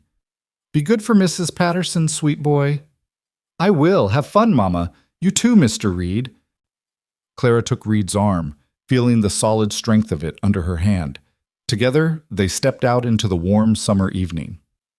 The walk to the church hall took only 10 minutes, but it felt like an eternity. Clara was hyper-aware of everything. The way people stopped their conversations to stare, the curtains twitching in windows as they passed, the whispers that followed in their wake. "You're doing fine," Reed murmured, his free hand covering hers where it rested on his arm. "Just keep breathing." "I feel like I might faint." "You won't. You're stronger than you think." Reed smiled down at her. "Besides, I've got you. If you stumble, I'll catch you." It was such a simple statement, but it steadied Clara. She wasn't doing this alone. Reed was right there beside her, solid and unshakable. They could hear the music before they reached the church hall, fiddles and piano, lively and welcoming. Light spilled from the windows and laughter floated on the evening air. It sounded like joy, like celebration, like everything Clara had watched from a distance for so long. At the entrance, Reed paused and looked at her seriously. "Last chance to change your mind. No judgment if you want to turn back." Clara looked at the door, at the warm light beyond it, at the life she could have if she was brave enough to claim it. She thought about Eli, watching other children play, about Miss Winters finding her courage, about Reed standing up to Mrs. Henderson without flinching, about the girl she'd been at 17 and the woman she could become at 23. "No," Clara said firmly. "We're going in." Reed's smile was brilliant. "That's my girl." He opened the door and they stepped inside together. The hall fell silent so abruptly it was like someone had cut the strings on all the instruments at once. Every head turned toward the entrance. Every eye fixed on Clara and Reed standing there together, her hand on his arm, both of them holding their heads high. Clara felt her face flush hot under the scrutiny. She wanted to run, wanted to hide, wanted to disappear. But Reed's arm was solid under her hand, and his voice was steady as he addressed the room. "Evening, everyone. Hope we're not too late to join the festivities." For a long, terrible moment, no one moved. No one spoke. The silence stretched taut as a bowstring. Then Morrison, the ranch owner whose barn Reed had helped save, stepped forward with a broad smile. "Callahan, about time you got here. I've been telling everyone about that night at the barn." He turned to Clara, tipping his hat respectfully. "Mrs. Mayfield, it's good to see you. That's a lovely dress." "Thank you, Mr. Morrison," Clara managed, her voice barely audible. Morrison's public acknowledgement broke the spell. Conversations resumed, though at a lower volume. People went back to their food and dancing, though Clara could feel the weight of watching eyes. Mrs. Thornton appeared, looking flustered but not unkind. "Mr. Callahan, Mrs. Mayfield, there's punch and refreshments at the far table." "Much obliged, ma'am," Reed said, guiding Clara into the room. They made their way across the hall, and Clara felt like she was walking through a gauntlet. Some people nodded politely. Others deliberately looked away. A few whispered behind their hands, not even bothering to hide their gossip. But they were inside. Clara was at the social, in the blue dress, on Reed Callahan's arm. She'd done it. They reached the refreshment table, and Reed poured them both punch. Clara's hands were shaking so badly she nearly spilled hers. "You're doing beautifully," Reed said quietly, standing close enough that his words were for her alone. "Half the battle's already won just by walking through that door. I feel like everyone's staring." "They are. Let them look. Let them see you're not ashamed, that you have nothing to be ashamed of." Before Clara could respond, a familiar voice spoke from behind them. "Well, this is certainly bold." Clara turned to find Mrs. Henderson standing there, her expression sour, her dress dripping with expensive lace and obvious disapproval. "Mrs. Henderson," Reed said evenly, "enjoying the social." "I was, before it was spoiled by inappropriate company." The woman's eyes raked over Clara with obvious disdain. "I'm surprised the organizing committee allowed this." "The social is open to all townspeople," Reed said calmly. "Last I checked, Clara lives in Red Hollow, pays her way, contributes to the community. That makes her as welcome as anyone else." "Contributes to the community?" Mrs. Henderson laughed sharply. "Is that what we're calling it now? She's a—" "Careful," Reed interrupted, his voice dropping to a dangerous quiet. "Choose your next words very carefully, Mrs. Henderson." The woman's face reddened with anger and something else, maybe fear of the line she was about to cross. Around them, conversations had stopped again. People were watching, waiting to see what would happen. Into the tense silence, a new voice spoke up. "Reed's right," Miss Winters said, stepping forward from the crowd. "Mrs. Mayfield has every right to be here. And frankly, I'm glad she came." Mrs. Henderson whirled on the teacher. "Miss Winters, surely you of all people understand the importance of standards." "I understand the importance of kindness," Miss Winters interrupted firmly, "and I'm tired of watching standards be used as an excuse for cruelty." A murmur ran through the crowd. Mrs. Patterson appeared at Clara's other side, her presence a silent show of support. Then, to Clara's surprise, Mr. Chen from the general store stepped forward. "Mrs. Mayfield is a good customer," he said in his accented English. "Always honest, always hardworking. This is enough for me." It was like watching a dam crack. One person after another stepped forward or spoke up. Not all of them, not even most of them, but enough. Enough to show that the town's opinion wasn't as unified as Mrs. Henderson thought. Enough to prove that Reed's quiet campaign of respect had been taking root. Mrs. Henderson looked around at the shifting crowd, her expression furious and frightened. She'd built her power on enforcing social rules, on being the arbiter of who belonged and who didn't, and now that power was crumbling. "This is outrageous," she sputtered. "Absolutely outrageous. Come along, Gerald. We're leaving." She swept toward the door, her husband trailing behind her, looking relieved to escape. A few other families followed, but far fewer than Clara would have expected. The hall was quieter with them gone, but not empty. Not even close. Most people had stayed, and as the shock of the confrontation faded, the music started up again. Reed turned to Clara, bowing formally. "May I have this dance?" Clara's heart was still racing from the confrontation, her hands still shaking. She couldn't dance, not here, not in front of everyone who remained. It was too much. But then she looked at Reed's face, at the quiet pride and affection there.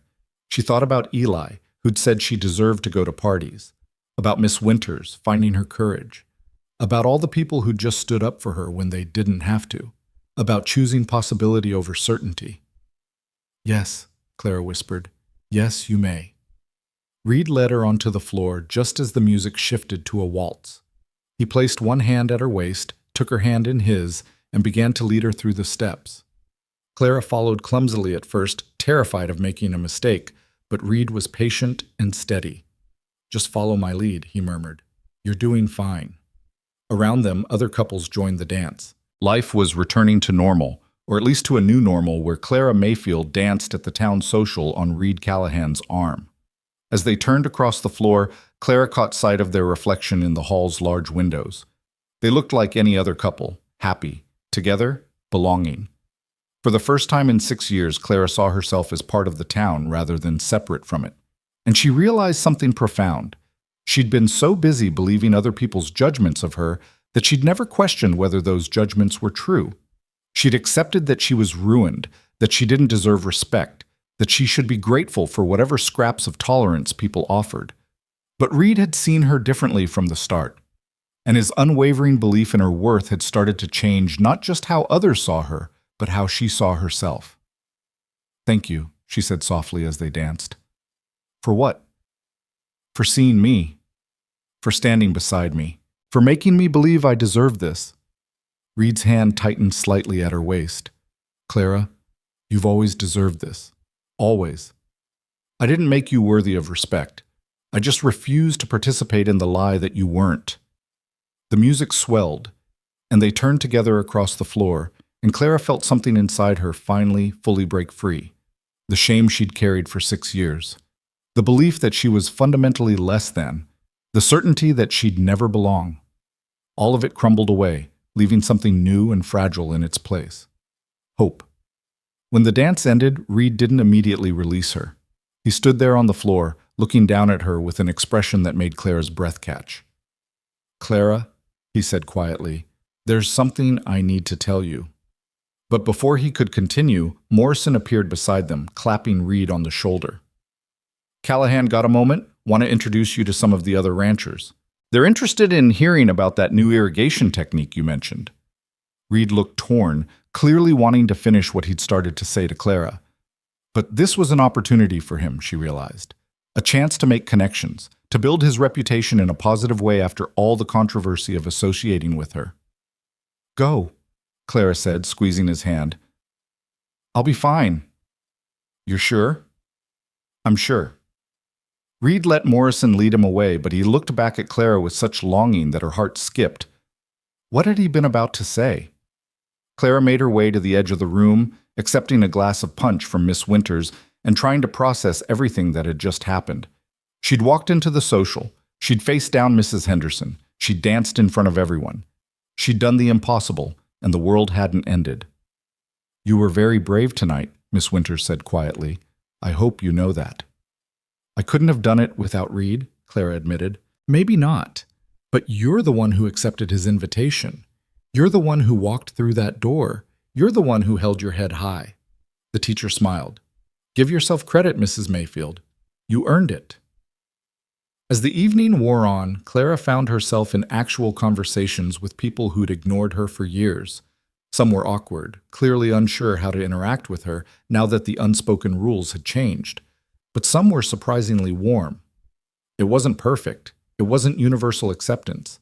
But it was a start, and that was more than Clara had ever dared hope for.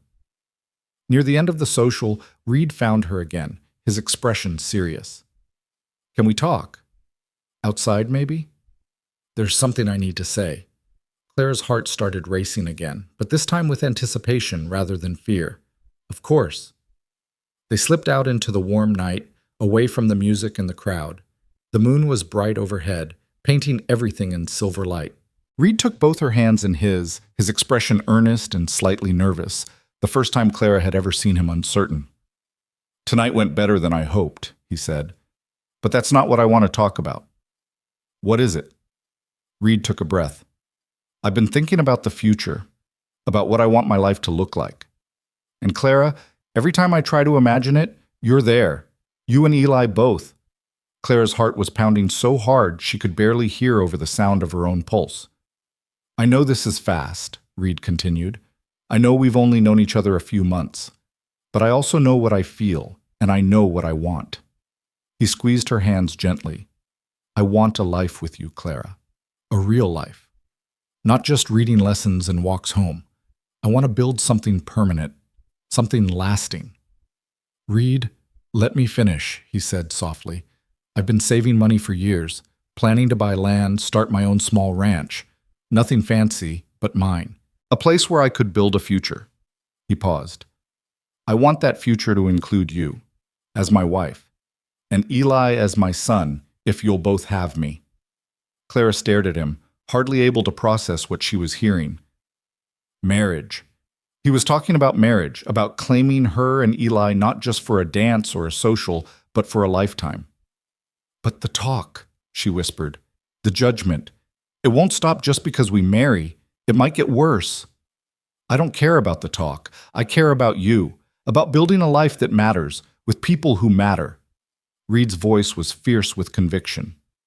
Clara, I'm not asking you to be perfect or to have a spotless past. I'm asking you to build a future with me, to let me stand beside you, not for a night, but for all the nights to come. Tears streamed down Clara's face. Why me? Why would you choose this? Choose us, when you could have anyone without complications? Because you're not a complication.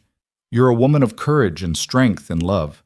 Because Eli's a wonderful boy who deserves a father who will choose him every day. Because when I look at you, I don't see shame or scandal. I see home. The word hit Clara like a physical blow. Home. She'd been searching for that feeling for 6 years, believing it was forever lost to her. And here was Reed offering it freely, asking nothing but that she be brave enough to accept. I'm scared, she admitted. I know, but Clara, you just walked into that social and faced down your fears in front of the whole town. You just danced with me while people watched and judged and whispered. You've already proven you're brave enough for this. Reed's thumb traced gentle circles on the back of her hand. I'm not asking you to decide tonight. Think about it. Take all the time you need. But know that I'm serious. I want to marry you, Clara Mayfield. I want to build a life with you. Clara looked at this man who'd walked into her life and refused to walk away. This man who saw her worth when she'd forgotten she had any. This man who was offering her not just respectability or security, but genuine love and partnership. And she realized her answer had been forming since the first reading lesson, since the fire, since the moment he'd held her while she cried. Maybe even since that first day at the parade when he'd seen her hiding and looked at her with concern instead of judgment. Reed, she said, her voice shaking but sure. I don't need time to think about it. My answer is yes. His expression transformed from hope to joy so pure it took her breath away. Yes? Yes. I'll marry you. We'll marry you. Eli and I both. Clara laughed through her tears. If you're sure. If you really want this. Reed pulled her into his arms, holding her close. I've never been more sure of anything in my life. They stood there in the moonlight, holding each other, and Clara felt the last of her defenses finally crumble. She was going to marry Reed Callahan. She was going to have a home, a family, a future. She was going to stop hiding and start living. Eli's going to be so happy, she whispered against Reed's chest. So am I. Reed pulled back just enough to look at her face. Clara, I promise you, I'm going to spend every day proving you made the right choice. I'm going to be the husband and father you both deserve. You already are, Clara said simply. Reed smiled, and then slowly, carefully, giving her every chance to pull away, he leaned down and kissed her. It was gentle and sweet and full of promise, and Clara felt her whole world shift on its axis. This was what it was supposed to feel like. This was what love looked like when it was real. When they finally pulled apart, both slightly breathless, Reed rested his forehead against hers. We should probably go back inside before people start more rumors, he said with a soft laugh. Let them talk, Clara said, surprising herself with her boldness. I don't care anymore. I'm happy, Reed. For the first time in 6 years, I'm genuinely happy. They can't take that away from me. No, Reed agreed, pressing a kiss to her forehead. They can't. They walked back into the social hand in hand, and if people noticed Clara's tear-stained face and radiant smile, if they saw the way Reed looked at her like she hung the stars, well, that would just give them something new to talk about. And for once, Clara didn't mind at all. The news of their engagement spread through Red Hollow faster than the morning sun could burn off the dew. By the time Clara walked Eli to Mrs. Patterson's house the next morning, half the town already knew that Reed Callahan had proposed to the Mayfield woman, and she'd accepted. The reactions were as divided as Clara had expected. Some people were genuinely happy for them. Others were scandalized. A few seemed simply resigned, as if they'd seen this coming from the moment Reed started teaching Eli his letters. But what surprised Clara most was how little the negative reactions bothered her anymore. She'd spent 6 years letting other people's opinions dictate her worth, her choices, her entire existence. But standing in Reed's arms last night, accepting his proposal, she'd felt something shift permanently inside her. She'd stopped needing their approval. "Mama, why are you smiling so much?" Eli asked as they walked, his small hand tucked in hers. "Because I have something wonderful to tell you, sweet boy." Clara knelt down to his level, taking both his hands. "You know how Mr. Reed has been teaching you letters and being so kind to us?" Eli nodded enthusiastically. "He's my favorite person, except you." Clara's heart swelled. "Well, last night Mr. Reed asked me a very important question. He asked if we would like to be his family. Really, truly, his family. Forever." Eli's eyes went wide. "You mean he wants to be my papa?" "Yes, honey. If you want him to be. He wants to marry me and help me raise you and give us a home together, but only if you want that too." For a moment, Eli just stared at her, processing this information. Then his face broke into the most brilliant smile Clara had ever seen, and he threw his arms around her neck so hard he nearly knocked her over. "Yes, yes, I want Mr. Reed to be my papa. Can I call him Papa? When can we tell him? Is it real? Are we really going to be a family?" Clara laughed, tears streaming down her face as she held her son close. "Yes, sweet boy, it's real. We're really going to be a family. Will we live in a real house with Mr. Reed? Will I still get to learn my letters?" "You'll learn more than letters. You'll learn everything a boy needs to know. And yes, we'll have a real house. Mr. Reed is going to build us one on his own land." Eli pulled back, his expression suddenly serious. "Mama, does this mean the other kids won't be mean to me anymore? Because I'll have a papa like they do?" The question broke Clara's heart even as it filled her with hope. Her son had internalized the rejection so deeply, had understood on some level that his lack of a father made him different, lesser, in the eyes of Red Hollow. "Some people might still be unkind," Clara said honestly. "But it won't matter as much because you'll have a papa who loves you and chooses you every single day. And that's worth more than all the approval in the world." "I already love Mr. Reed," Eli said simply. "I've loved him since he showed me how to make the letter A." When they reached Mrs. Patterson's house, the older woman took one look at Clara's face and broke into a knowing smile. "He asked you, didn't he? And you said yes. How did you know?" "Honey, I've been watching that man look at you for weeks. It was only a matter of time." Mrs. Patterson pulled Clara into a warm hug. "I'm so happy for you. Reed Callahan is a good man, and you deserve a good man." "The town is going to talk," Clara said, but there was no fear in her voice now, just acceptance. "Let them talk. They'll talk themselves hoarse, and then they'll move on to the next thing. That's what small towns do." Mrs. Patterson held Clara at arm's length, studying her face. "You look different this morning. Lighter, somehow." "I feel different," Clara admitted. "I feel like I've been carrying a weight for so long I forgot what it felt like to stand up straight. And now it's gone." "That's what love does, honey. Real love. It doesn't add burdens, it helps carry them." Clara spent the morning doing her usual work, but everything felt different. The houses she cleaned seemed brighter. The clothes she washed seemed lighter. Even the whispers she overheard at the general store couldn't dampen her spirits. She was going to marry Reed Callahan. She was going to have a home. Eli was going to have a father. Everything was changing, and for once the change felt like hope instead of loss. That afternoon, Reed found her at Mrs. Thornton's where she was tending the garden. He looked slightly nervous, which was so unlike him that Clara immediately worried something was wrong. "What is it?" she asked, setting down her trowel. "Nothing's wrong. I told Eli this morning, didn't you? About us?" "I did. He's thrilled. Wants to call you Papa already." Reed's expression softened with such emotion that Clara's throat tightened. I was hoping he'd feel that way. But Clara, I want to do this right. I want to ask him properly. Would that be all right? Ask him what?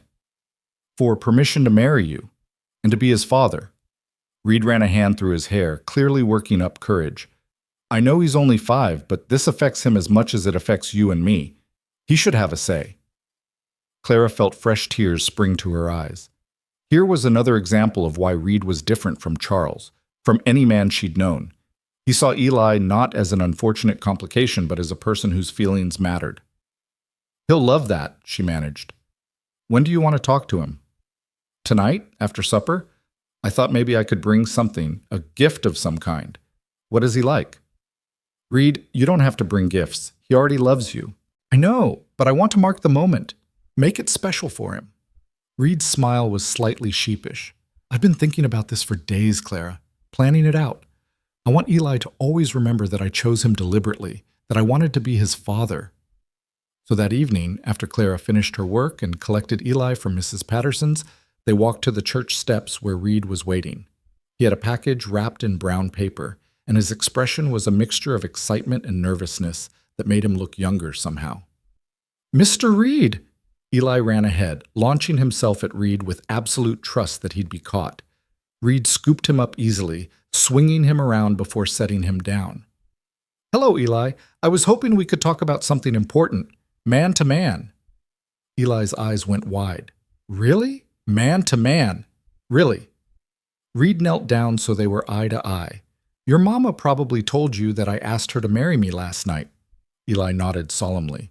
She said you want to be my papa. I do, very much. But I wanted to ask you directly if that would be all right with you, because this is your life too, and your feelings matter. Reed paused, his voice growing thick with emotion. Eli, I would be honored to be your father, to teach you things and help you grow and be there for you always, but only if you want me to be. I want it more than anything, Eli said, his voice high with excitement. I've wanted a papa my whole life, and I want it to be you. Reed pulled the boy into a tight hug, and Clara saw his shoulders shake slightly. When he pulled back, his eyes were suspiciously bright. I'm glad, son, because I've wanted a boy like you my whole life, too. Reed picked up the wrapped package. I brought you something to mark this day, so you'll always remember the day we became a family. Eli tore into the paper with the enthusiasm only a 5-year-old could muster. Inside was a book. A real proper book with a leather cover and gilded pages. It's a collection of stories, Reed explained. Some of them I read when I was your age. I thought maybe we could read them together. And someday when you're older, you can read them to your own children. Eli ran his fingers over the cover reverently. It's the most beautiful thing I've ever seen. Not as beautiful as you're going to feel when you can read every word in it by yourself. Reed ruffled his hair. We'll work on it together, father and son. Eli looked up at him with absolute adoration. Can I call you Papa now, or do I have to wait until you marry Mama? You can call me Papa right now if you want to. Papa? Eli tested the word, then said it again with more confidence. Papa? My Papa? Clara watched them together, her heart so full she thought it might burst. This was what family was supposed to look like. This was what love looked like when it was freely given, with no conditions or expectations. This was everything she'd thought she'd lost forever at 17. The weeks that followed were a whirlwind of planning and preparation. Reed wanted to marry quickly. No point waiting when we're sure, he said, but Clara worried about appearances, about doing things properly. It was Miss Winters who helped her see reason. You've spent 6 years worrying about appearances and propriety, the teacher said gently, as she helped Clara sort through fabric samples for a wedding dress. Maybe it's time to worry about happiness instead. They set the date for 3 weeks away, which gave Clara just enough time to finish her existing work commitments and for Reed to make the necessary arrangements. He'd already put money down on a piece of land west of town, near the Morrison Ranch where he worked. It wasn't much, just 20 acres, but it was theirs, and Reed had plans to build a small house and start a modest cattle operation. Nothing fancy, he told Clara as they walked the property one Sunday afternoon, Eli running ahead to explore. But it'll be ours, built with our own hands. Clara looked at the empty land, trying to imagine a house there, a life there, a future there. "I don't need fancy," she said softly. "I just need home." "Then that's what I'll build you, a home." The wedding preparations brought unexpected allies. Mrs. Patterson, of course, was a constant help, but so was Mrs. Thornton, who offered her parlor for the ceremony. Mr. Chen donated fabric for Clara's dress at cost. Morrison gave Reed time off to prepare the land and promised to help with the house raising. Even more surprising was the day Miss Winters appeared at Clara's cabin with news. "I presented Eli's case to the school board," she said, her eyes bright with triumph. "It took some convincing, and I may have threatened to quit if they didn't approve, but they finally agreed. Eli can start school in the fall term." Clara's knees went weak. "Truly? They said yes?" "They said yes. He'll be in my classroom, learning alongside the other children." Miss Winters smiled. "Your son is going to get the education he deserves, Mrs. Mayfield, or should I say, soon to be Mrs. Callahan." Clara hugged the teacher tightly, overwhelmed with gratitude. Everything was falling into place. Everything she'd thought was impossible was becoming real. But not everyone was happy about the changes. Mrs. Henderson made her displeasure known at every opportunity, loudly declaring that Red Hollow's standards were declining and that she might have to move to a more respectable town. A few families sided with her, refusing to attend the wedding or acknowledge the engagement. Clara would be lying if she said it didn't hurt. But the hurt was manageable now, dulled by the overwhelming support from unexpected quarters. And Reed never wavered, not once. He held his head high, treated Clara with obvious affection in public, and made it clear to anyone who'd listen that he was proud to be marrying her. "Let them judge," he said one evening when Clara worried aloud about the remaining opposition. "Their judgment says more about them than it does about us." The night before the wedding, Clara sat in her cabin with Eli, packing up their few belongings for the move to Reed's land. The house wasn't finished yet. They'd be staying with the Morrisons temporarily while Reed completed the construction. But it felt symbolic somehow, closing this chapter of their lives. "Mama, are you scared?" Eli asked, watching her fold clothes into a trunk. "A little," Clara admitted. "Change is always a bit frightening, even when it's good change." "I'm not scared. Papa says we're going to have chickens and maybe a cow. And he's going to teach me to ride a horse." Clara smiled at how easily Papa had become Eli's name for Reed. As if Reed had always been his father, as if they'd always been a family. "He'll teach you lots of things, sweet boy, and you'll learn to read in real school with the other children. Your whole life is opening up." "Is your life opening up too, Mama?" The question surprised her with its perceptiveness. "Yes, honey, it is, for both of us." "Good. You deserve to be happy. You've been sad for so long." Clara pulled her son into her arms, marveling at his insight. "I haven't been sad, sweet boy. Not when I had you. You were sad sometimes, when you thought I wasn't looking. But you're not sad anymore." Eli pulled back to look at her seriously. "Papa makes you smile for real, the kind of smile that goes all the way to your eyes." Out of the mouths of babes, Clara thought for the 100th time. Her son had seen what she'd been trying to hide, had understood on some level that she'd been merely surviving rather than living. But that was changing tomorrow. Tomorrow, she would marry Reed Callahan and start a new life. A real life. The wedding day dawned bright and clear, with a soft breeze that seemed to carry promise on the air. Clara dressed carefully in the gown Mrs. Patterson had helped her make. Simple white cotton with delicate embroidery at the collar and cuffs. Not fancy, but clean and pretty and appropriate. Mrs. Patterson helped with her hair, pinning it up with small wildflowers Eli had picked that morning.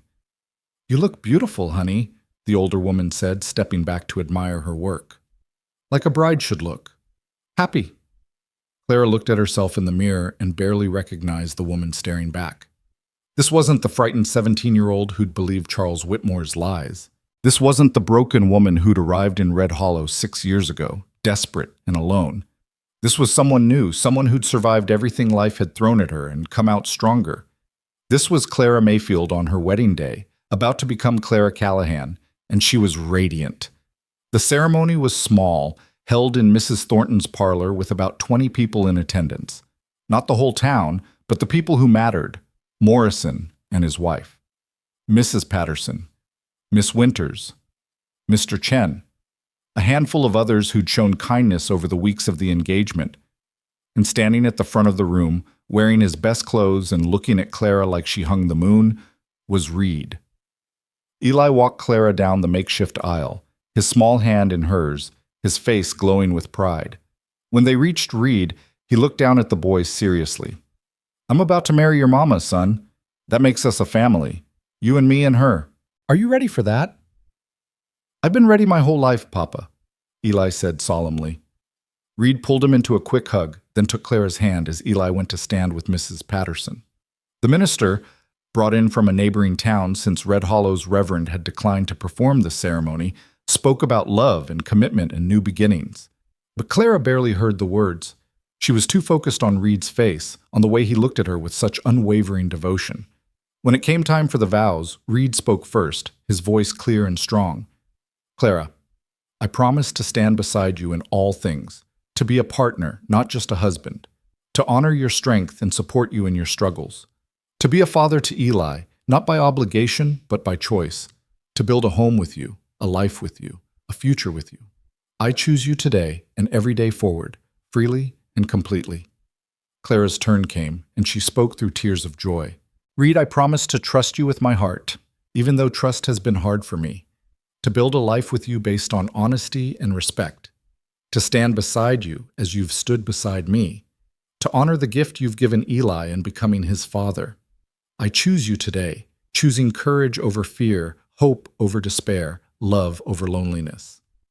When the minister pronounced them married and invited Reed to kiss his bride, Reed cupped Clara's face gently in his hands and kissed her with such tenderness that Clara felt her last defenses finally, completely crumble. She was his now, and he was hers, and they were a family. The small reception that followed was filled with genuine warmth and celebration. People who'd once crossed the street to avoid Clara now congratulated her sincerely. Morrison gave a toast about how Reed was the finest man he knew, and Clara was lucky to have him, then corrected himself to say Reed was the lucky one, earning laughs all around. Eli stayed close to Reed the entire time, clearly afraid this might all be a dream that would disappear if he let his new father out of his sight. As the afternoon wore on and the guests began to leave, Clara found herself standing on Mrs. Thornton's porch with Reed, watching the sun sink toward the horizon. "We did it," she said softly. "We're married." "We're married," Reed agreed, pulling her close. "Mrs. Callahan, that's going to take some getting used to. Take all the time you need. We've got the rest of our lives." The rest of their lives. Clara let the phrase settle over her like a warm blanket. She had a future now. She had a family. She had a home, even if it was still being built. She had everything she'd thought was forever lost. The transition to married life wasn't without challenges. Living temporarily with the Morrisons while their house was completed meant limited privacy and constant awareness of being guests. Reed worked long days on the ranch and even longer evenings on their land, determined to get the house finished before winter. Claire continued some of her cleaning jobs, wanting to contribute financially and maintain her hard-won independence. But now she worked as Mrs. Callahan, Reed's wife, and the difference in how people treated her was stark. Doors that had been closed opened. Conversations that would have excluded her now included her. She was invited to join the ladies' auxiliary, though she declined, not quite ready to sit in a room with Mrs. Henderson. Eli thrived under the changes. Reed spent every free moment with him, teaching him to care for horses, showing him how to mend fences, explaining the workings of the ranch. And in the evenings, they'd sit together with the storybook Reed had given him, sounding out words slowly but surely. "He's going to be reading full sentences before school starts," Miss Winters said one afternoon when she stopped by to check on Eli's progress. "Reed's been an excellent teacher." "Reed's been excellent at everything," Clara said, and meant it. But it was the moments alone with Reed, rare as they were, that Clara treasured most. Late at night, lying beside him in the small room the Morrisons had provided, talking in whispers about their plans and dreams. "I want to add a porch to the house," Reed said one night. "Somewhere you can sit in the evenings and watch the sunset." "I want chickens," Clara admitted, "and a vegetable garden. I want to grow things, not just survive. We'll have all of that. We'll build it together. And they did. As summer faded into fall, their house took shape. It wasn't large, just 3 rooms and a loft, but it was solid and well built, with the promised porch and space for Clara's garden. The day they moved in was chaotic and wonderful. Morrison and several other ranchers helped transport their belongings, which didn't amount to much, but felt significant anyway. Mrs. Patterson brought curtains she'd sewn. Miss Winters contributed books for Eli's education. Even Mr. Chen appeared with a set of dishes, refusing payment. "For the new family," he said in his careful English, "may your house be filled with happiness." That night, their first in their own home, Clara stood on the porch with Reed, while Eli explored his new loft bedroom upstairs. The sun was setting over the land they now owned, painting the sky in brilliant oranges and pinks. "What are you thinking?" Reed asked, his arm around her waist. "I'm thinking about the girl I was at 17, how she believed in fairy tales and happy endings, how life taught her those things weren't real." Clara leaned into Reed's warmth. "And I'm thinking how wrong she was. Happy endings are real.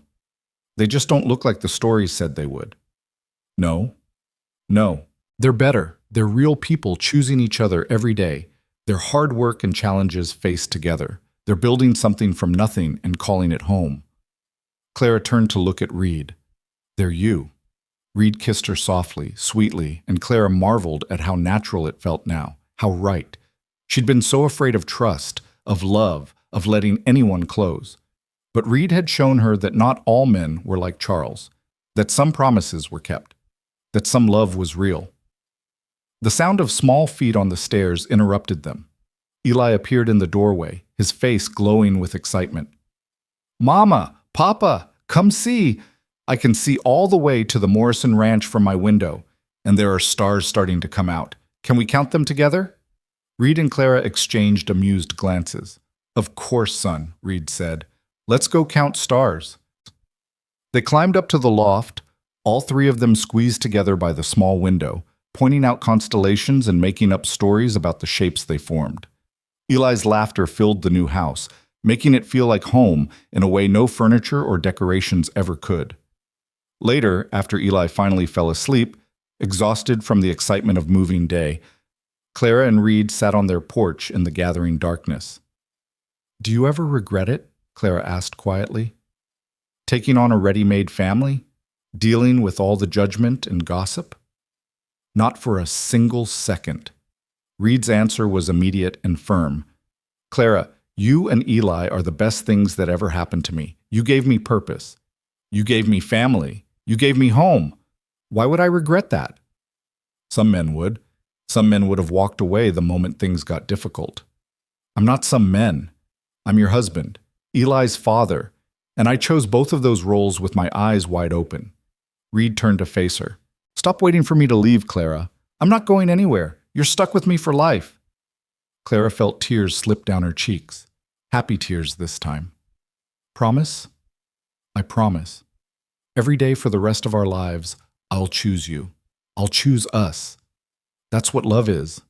Not a feeling that comes and goes, but a choice you make again and again." They sat together in the darkness, holding hands, listening to the sounds of their land settling around them. Somewhere an owl hooted. The wind rustled through the grass. Inside, their son slept peacefully in his own room, in his own house, with 2 parents who loved him. This was home. This was family. This was the life Clara had stopped believing she could have. And it was more beautiful than any fairy tale. As autumn progressed, life settled into comfortable rhythms. Eli started school and flourished under Miss Winter's teaching, making friends and learning with the enthusiasm Reed had nurtured in him. Clara's garden produced more vegetables than they could use, so she started trading the excess with neighbors, building connections and goodwill. Reed's work on the Morrison Ranch continued, but he also began building their own small herd of cattle with Morrison's help and advice. It was slow going, but it was theirs, and that made all the difference. The town's attitude toward them continued to evolve. Mrs. Henderson and her closest allies maintained their disapproval, but they were increasingly isolated in their judgment. Most of Red Hollow had moved on, accepting the Callahan family as part of the community. One afternoon in late October, Clara was in town buying supplies when she overheard a conversation between two women she didn't know well. "Did you see little Eli Callahan at school yesterday? Sharp as a tack, Miss Winters says. Reed's done well by that boy, and Clara too. They seem happy. Makes you think, doesn't it, about how quick we are to judge sometimes." Clara didn't announce her presence, just quietly finished her shopping and left. But the conversation stayed with her, a reminder of how far they'd come. That evening, she told Reed about it while they prepared supper together, something Clara still marveled at, having a partner who helped with domestic tasks without being asked. "People are changing their minds about us," she said, peeling potatoes. "Slowly, but it's happening. Some people were never against us in the first place," Reed pointed out. "They just needed permission to show it. We gave them that permission by refusing to be ashamed." "You gave them that permission. I was ready to hide forever." "No, you weren't. You were just scared. There's a difference." Reed stopped his work to look at her seriously. "Clara, you're one of the bravest people I know. You survived things that would have destroyed lesser people. You raised an incredible son alone. You faced down the whole town at that social. Don't sell yourself short. I couldn't have done any of that without you." "Maybe, but I couldn't have built this life without you either. We're partners, Clara. We make each other stronger." The winter that followed was harsh, with heavy snows and bitter cold. But the Callahan house stood firm, and the family inside stayed warm and together. Reed taught Eli to carve wood by the fire. Clara learned to bake bread in their new stove. They read together, talked together, dreamed together. And slowly, imperceptibly, Clara's last fears faded away. She stopped waiting for the other shoe to drop, stopped expecting Reed to change his mind, stopped believing this happiness was temporary. This was her life now. This was real. Spring came early that year, melting the snow and bringing new life to the land. Clara planted an even bigger garden, determined to preserve enough food for the next winter. Eli finished his first year of school with top marks, earning praise from Miss Winters and pride from his parents. And Reed surprised Clara one evening in May by presenting her with a carefully wrapped package. "What's this?" she asked, turning it over in her hands. "Open it and see." Inside was a beautiful leather-bound journal, blank and waiting to be filled. "I thought you might want to write your story," Reed said softly. "Our story. So Eli and his children and their children will know where they came from. We'll know what you survived. We'll understand that happy endings are possible even after the hardest beginnings." Clara ran her fingers over the smooth leather, overwhelmed by the thoughtfulness of the gift. "I wouldn't know where to start." "Start with the truth. Start with the day you arrived in Red Hollow alone and scared. Or start with the parade, with a woman hiding behind a barrel. Or start with now, with a family on their own land building a future together." Reed smiled.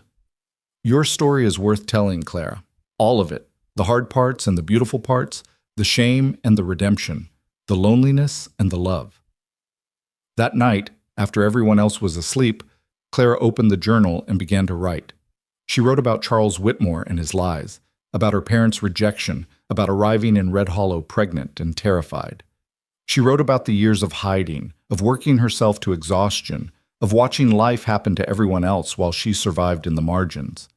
And then she wrote about a cowboy who'd seen her behind a barrel at a parade and looked at her with concern instead of judgment, about reading lessons and barn fires and a dance at a social, about choosing courage over fear, hope over despair, love over loneliness. She wrote about building a home, not just with wood and nails, but with trust and patience and daily choices to show up for each other. She wrote her truth, their truth, and it was beautiful. 5 years later, Clara stood on that same porch, watching the sunset paint the sky while Eli, now 10, helped Reed repair a fence in the near pasture. The garden was lush with summer growth. Their herd had grown to 20 head of cattle. The house had gained an addition to accommodate the baby girl sleeping peacefully inside. Little Margaret Callahan, born the previous winter with Reed's gray eyes and Clara's dark hair. A daughter who would grow up never knowing shame, never doubting her worth, never having to hide. Mrs. Patterson had passed away the year before, but not before holding baby Margaret and telling Clara how proud she was of the life they'd built. Miss Winters had married and moved to a larger town, but she still wrote letters asking about Eli's progress. Even Mrs. Henderson had softened somewhat, at least to the point of polite nods when they passed on the street. Red Hollow had changed. Or maybe Clara had just stopped seeing it through the lens of her own shame. Either way, it felt like home now in a way it never had before. Reed looked up from his work and caught her watching. He said something to Eli, then started walking toward the house, his gait easy and familiar. When he reached the porch, he pulled Clara into his arms. "What are you thinking about?" he asked, the same question he'd asked 100 times over the years. "I'm thinking about that day at the parade. How I thought my life was already decided. How I believed no decent man would ever choose me." Clara looked up at him, this man who'd proven her so beautifully wrong. "I'm thinking about how wrong I was about everything." "Not everything. You were right about one thing." "What's that?" "That Eli needed to learn his letters." Reed grinned. "Look how well that turned out." Clara laughed and kissed him, right there on the porch in full view of anyone who might be watching. She didn't care anymore who saw, who judged, who talked. She'd learned that the opinions that mattered were the ones from people you loved and who loved you back. Everything else was just noise. Eli ran up to the porch, breathless and happy. "Mama, can I go to Tommy Henderson's house tomorrow? His ma said I could come over and we could fish in their pond." Tommy Henderson, Mrs. Henderson's son. The boy who'd once excluded Eli from games. Now they were friends, and Mrs. Henderson was extending invitations. Miracles did happen, Clara thought. "If you finish your chores first," she said, ruffling his hair. "I will. I promise." Eli darted inside to check on his baby sister, leaving Clara and Reed alone again. "He's happy," Reed observed. "Really, truly happy." "So am I." Clara leaned into Reed's embrace. "So are you, I hope." "More than I ever thought possible." Reed kissed the top of her head. "You know what the best part is?" "What?" "This is just the beginning. We have decades ahead of us. Decades of sunsets and harvests and watching our children grow. Decades of building this life together." Clara thought about the journal upstairs, now filled with years of their story. She'd need a second volume soon, she realized, because their story was still being written day by day, choice by choice. She'd thought her story ended the day Charles Whitmore abandoned her. Thought the best she could hope for was survival, existing on the margins of other people's lives. But she'd been wrong. That hadn't been the end of her story at all. It had been the beginning of learning her own strength, the beginning of understanding that worth wasn't determined by circumstances, but by character. The beginning of building something real and lasting with her own hands. And the real story, the one worth telling, had started the day a cowboy saw her hiding behind a barrel and looked at her like she mattered. The day Reed Callahan walked into her life and refused to walk away. The day Clara Mayfield stopped hiding and started living. As the sun finally dipped below the horizon, painting the sky in shades of gold and crimson, Clara held her husband close and looked out over the land they'd built a life on. Behind them, their children slept safely. Around them, their home stood strong. Ahead of them, a future full of possibilities stretched wide and welcoming. She thought no one would marry her with a child. Thought she was destined for loneliness and judgment. But a cowboy had asked her in front of them all, had chosen her publicly, proudly, completely. And in choosing her, he'd given her back herself. This was Clara's happy ending. Not perfect, not without challenges, but real and earned and infinitely precious. This was home. This was family. This was love. And it was more than enough.